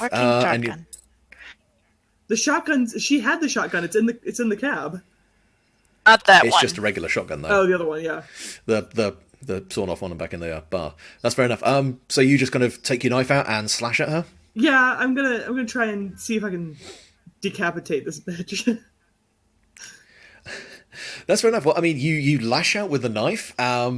She seems to be in such an instinctive mood that she actually reacts to it mid-swipe, and it does cut into, like, her collarbone and her upper neck, and it definitely leaves the same kind of flaking wound on her that the shotgun did, but it's not enough to really stop her all that much. It looks somewhat superficial. However, she does react, and she's going to use one of her hard moves, which is... you know what? Yeah, we'll go with whale. The more her mouth opens up, and even Koto can see this now, and she unleashes this horrible guttural wail. It does arcane damage, thankfully. So it does affect you, but it only does stun. You have cursed as well. Good. So, yeah, for your next roll, that would be somewhat useful. And occult energy, if that does anything. That's actually a fair point as well. So, like, when this knife actually impacts her, does anything come from the blade? Does the blade change in any way? Oh, when I attack? Mm-hmm. Because, I mean, one of the things is it's always to hand. So does it, like, appear in your hand? Yeah, like, when I'm ready to slice someone, it's in my hand. There is, like, no transition between it being on your person and it being in your hand. It's, like, almost never on my person because that's too obvious. No, that's fair enough. It's there when you need it. it. Nice. So, you can walk up completely hands open, and then when you move she moves to cut someone, just as she moves her, like twists her wrist, it's in her hand. Nice. Like a flash of silver and it just shunk. Yep. Nice. Okay, fair enough. So she kind of recoils from that, and you see like the knife cuts into her, and it definitely it is flaking away, and it definitely seems to have done genuine harm to her. But when she releases this wail, both of you feel this, and you kind of hear shouting inside the cabin as well. It's like your bones freeze, like they are chilled to the point of stiffness as she shrieks, and you start to realise she is some sort of siren. Okay. She has other things which are a lot worse, but I decided to be gentle because I've kind of fucked you over hard early on the session. And with both of you kind of shaken for a moment, she kind of pushes past you and starts moving toward, and starts unclasping the well, she doesn't even undo it. She just grabs the padlock and tears it off the back of the truck, looking ready to throw it open and start feasting on the people inside. I'd like to attack her again.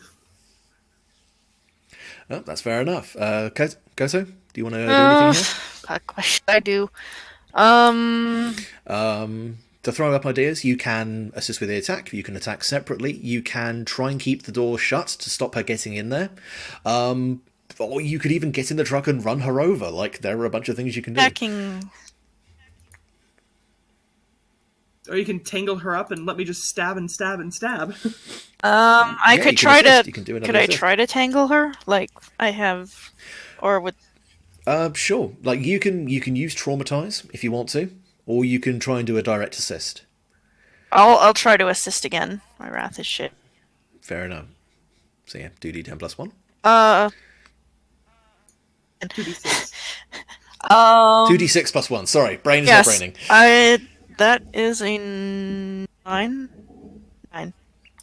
Oh, Cool. that's a sort Okay, of. fair enough. So yeah, she still gets a plus 1. So Sweet gets a plus 1 on this roll, in addition to anything else. But you are still open to the consequences. So you've helped, but you are within striking distance of a very angry siren.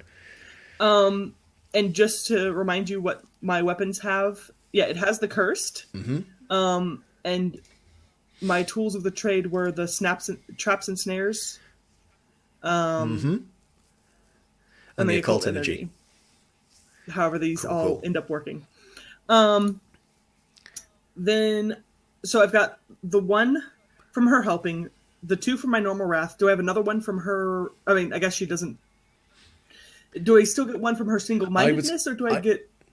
There's that not there anymore. I would say you can, now that she's marked with a cursed blade, you can take an additional plus 1. I'd say you can't really get much more than a plus 4, because that's super broken at that point. You cut out? Huh? Sorry. You can take an additional plus 1 because you've got the cursed weapon. Sorry, my microphone's going again. So roll plus 4, basically. Just murder. Ooh, okay. 13. Nice. Unlucky for some. Definitely her.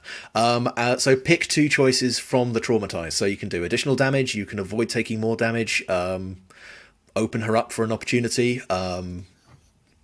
Brain is not braining. Let me find this. Impress, frighten, or transfix. Or again, get what you want by delaying her from opening I'm going to the go truck. with more damage and delaying her.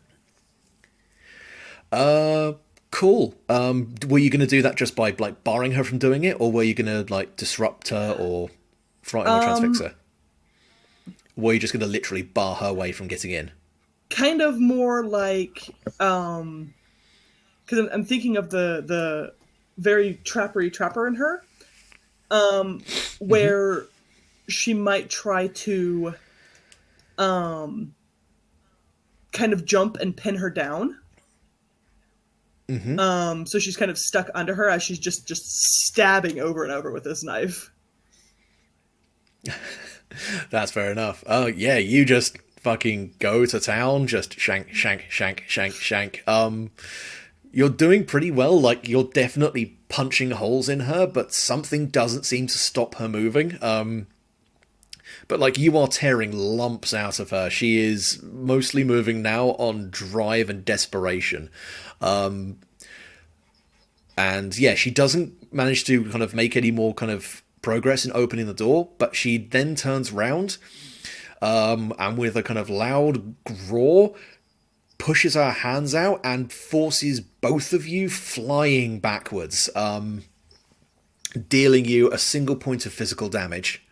And pushing you to a decent range, like 10 to 15 feet But away. she's focused on me now. She is definitely focused on you. Awesome. Like, fuck it, I will. You are appetizer before the main course.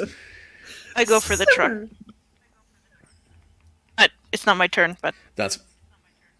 With this, it's narrative. So if you want to go for the truck, go for the truck. I'm going to go There's no for the announcing truck. order. I'm going to keep her attention and keep going after her. And I'm going to, I guess, use maybe my trapper ability again. Sure, I was going to say, if you want to lure her into a trap, that is always an option. Considering that this is sort of my home turf. And even if it's not like my house, it's my home turf. Because it's my hometown and I do know this place, then I'm going to try and use my surroundings to incapacitate her if I can. Sure.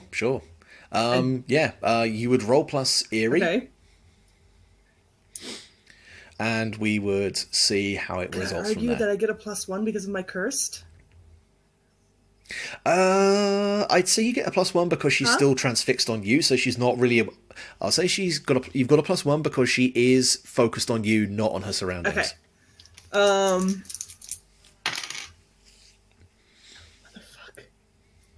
This was coming at some point. I rolled 2 1s. Oh no. Ooh, unfortunate. And then with yes. those other 2, it's a 4. It's a total of 4. That's unfortunate. Don't worry, I once rolled so badly on a PBTA game, I rolled a -1. I have a, the picture I just sent you. It works perfectly. Nice. Cool. So yeah, you well, I mean, she definitely avoids the trap. Well, actually, I'll say you is this gonna be like a snare or a bear trap or just like a pre-cut pit or something? Yeah, let's go with like a pre-cut pit. Yeah, you kind of see where she would put her foot to like go through it, and she just stands on it, barely disturbing the dust. She doesn't seem to be existing on this plane as much as she used to. So yeah, she just kind of steps over, and you're like, fuck. Koto, you're heading over to the truck, right? Cool. I don't know how to drive. That's totally cool. Can I work out the basics of it from general knowledge or watching, observing other people? Would that be a role, or is that out of the question? You could roll cold to remain composed if you wanted to. Just like stop, think. How do I do this? I was going to say your spirit is not great at the moment, is it? It's +1. Because something you could do instead is use your influence to possess the truck. Ooh. I'll give that a try then. Though cold is. Yeah, but like when in doubt, I don't know how to do something. You use influence to just make it work. Right. I try to use influence. I roll 12 +1 is 13. Fucking excellent. So you can pretty much just kind of you grab it, your threads spill out from your sleeves and like go inside the truck like whatever that X-Men movie is where he puts the cabling into the machines and makes them do what he wants. And yeah, you basically have the truck running without needing to be on, so it's silent while it's moving. Shit. I mean, from here, you could run you could run this bitch over if you wanted to. Or you could just drive away. I guess I'll try and back up over her. Oh, that's fair enough. I will say then, because we'll try and round it off ideally in the next 10 or so minutes. Sweet, if you want to make an attack... No, I was going to... Since I see what... I want to see that I know what Koto's doing and help line this up for her. That's fair enough. Which would probably be trap again. If you want to go for that, that's totally cool. I mean, you could use charm if you wanted to like make her think you're helpless and make her relish us a bit more. I mean, if I can use trapper or come and see, I get to use my eerie, which is okay. I'd say go with trapper then. Because the problem is my what is it, spirited or sly or whatever it is I need to influence. I have none. Yeah, that's fair. My eerie I have a +1. So, come on. After that last one, you better give me 2 6s. I guess 7. 7's fine. 7's totally cool. So yeah, so you treat that as a menace, not a traumatize. So you get to pick one option from the following. They do what you say, no ifs, ands, or buts. They drop everything and get out of your way. Get into cover and barricade themselves in, or they give you what you want or something that they think you want. The thing is, I get to pick it, not you. To be fair, they're not going to get out of your way because they want to kill you. They're not going to get into cover because they want to kill you. I would say they actually are going to give you what you want. Like, you just going to like, please, please, no, please, no, please. And for a moment, she hesitates, like savoring what she thinks is the fear. And then a flatbed truck rolls over her. She just sort of and it's like when you like roll your finger down the line of a tube of toothpaste. Down the what? Like when you like squeeze down a tube of toothpaste and all the stuff comes out. It's just a as she is just sort of smeared. Whatever damage you'd already done to her put her in such a state that even physical damage could have ripped her apart. Like, she was only going basically because she was holding herself together. At this point, she's kind of having a, yeah, that's right, bitch, this is my town. And Koto, you roll the truck back over this crazy frigging woman, and splat, you feel her essence just vacate, and the last little trace of the crashing waves dissipates and finally fades away entirely. Woot! Alright. Hey. So, now we get to know what the fuck's going on with the truck. That we've just jostled all the goods around in. That's fair enough. So you're going to pop open the back? I mean, you know. I just tell her. Should I just tell her? Sure, if you want to. Okay. Like, again, like, you can do what you want. I'm gonna go ahead and shout, it's full of people. Well, not shout, because then they'll hear. No, she'll just kind of come up to you at the cab and be like, what the fuck is going on? Why did I save her to kill her? Truck's full of people. She wanted to, like, eat their souls or some shit, I think. Which is not good. I mean, I'm still human enough to not be cool with that one, I think. It's pretty fucked up, even. So, I die mid-sentence. Christ, Discord. Slain. So what do we do with the precious cargo? That's the question, isn't it? That is the question I'm going to will be the final question of this thing. Is you have a truck full of scared, confused people who seem to have been brought here.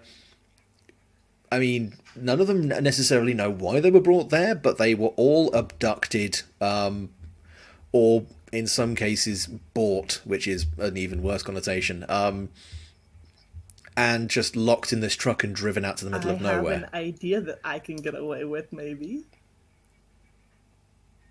Okay. Well, technically I'm still human, and technically my town knows I'm still human. They just haven't quite caught on that I'm the sweet one, maybe-ish. Could I possibly go all helpless damsel to the police and be like, help, help, like, I'm all beat up. They're all beat up. yeah. And go Yeah, in sure. like the savior. So you're gonna like leave them and then call the police, or are you actually gonna I was take them gonna out take and them leave to them the there? police and go in like all like Oh, yeah, beat you up can do that. savior to like completely cover my tracks. And Koto, are you gonna be there with her?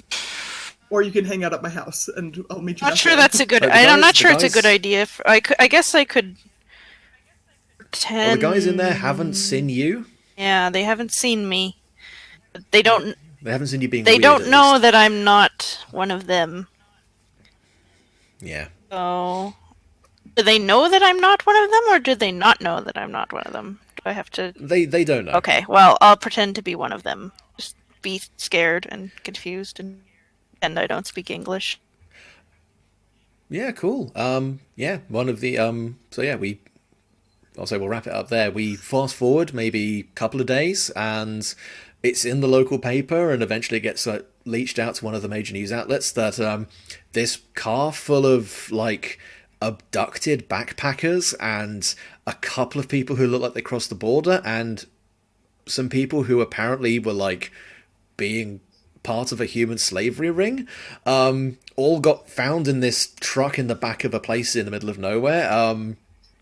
And this local woman saved them, and you get like a very short interview on like the local news service. But the one thing you do notice, and it's a little bit curious, is as you like when you open up the actual back of the truck Yeah. and start leading them out, and they realize you're not there to hurt them. Yeah. You feel a strange pulse of energy, and it's not like something you've experienced. Especially Koto for having hunted down people. It's like a positive energy. It's not as impressive or as fulfilling, but it's curious, and you do feel somewhat replenished by it. And yeah, as time passes forward and this incident starts to fall kind of back into obscurity as new things happen and new atrocities are committed, I'm going to call the All right. session there. How did we, the goddamn monsters, turn into the heroes? Well, what else are we gonna? Because I put worse. What monsters else out are we there. gonna do with a truck full of people? I mean, I just, you think you're going Drug into this to film. play the big bads, and you're like, damn, I just turned into the hero. I mean, to be honest, I put options there for you to go. Cool, we're going to become super powerful by absorbing all these people, and you took the route which was not. I was evil. thinking that I didn't want Diane to be powerful, not just because I have a grudge against her, but because I am fucking squishy. The squishiest spider. I mean, that's So yeah. No, that's absolutely I fine. have revenge, but I have standards, bitch. Yeah, exactly.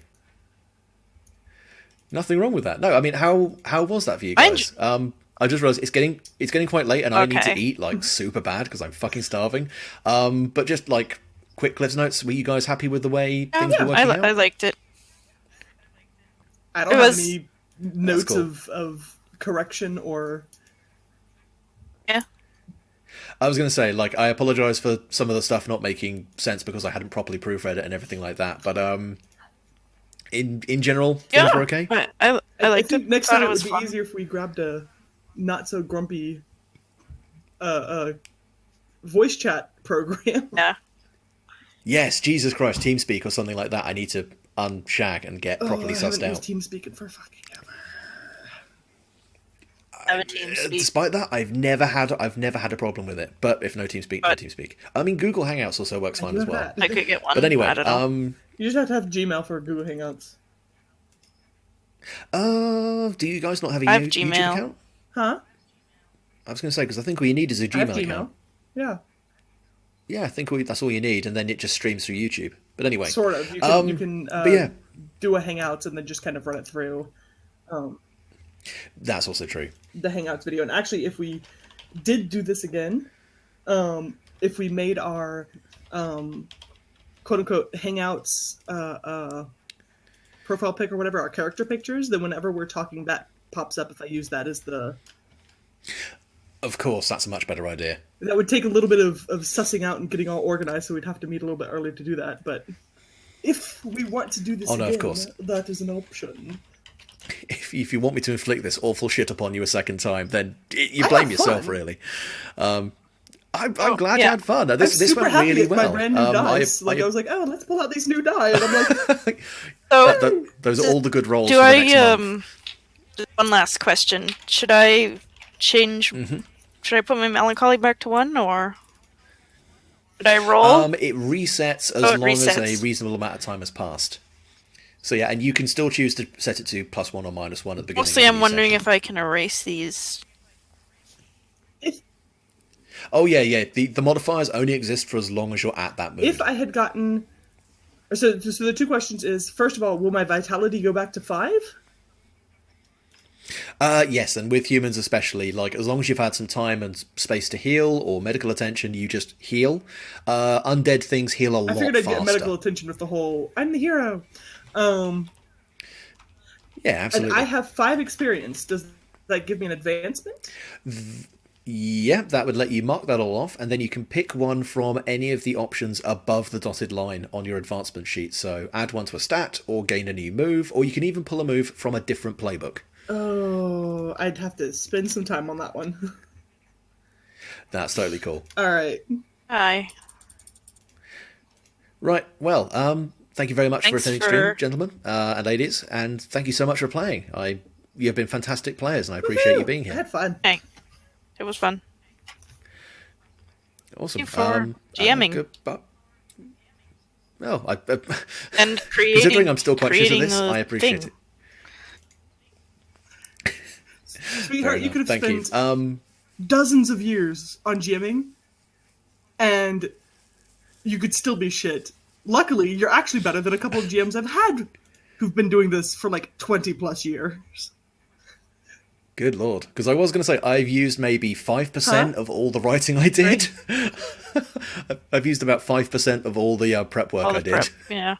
A huge amount of this stuff was designed for 4 players, so when I realised it was 2 people, I was like, remove that, remove that, and then you still didn't touch most of it. Yeah, we never went to the motel or...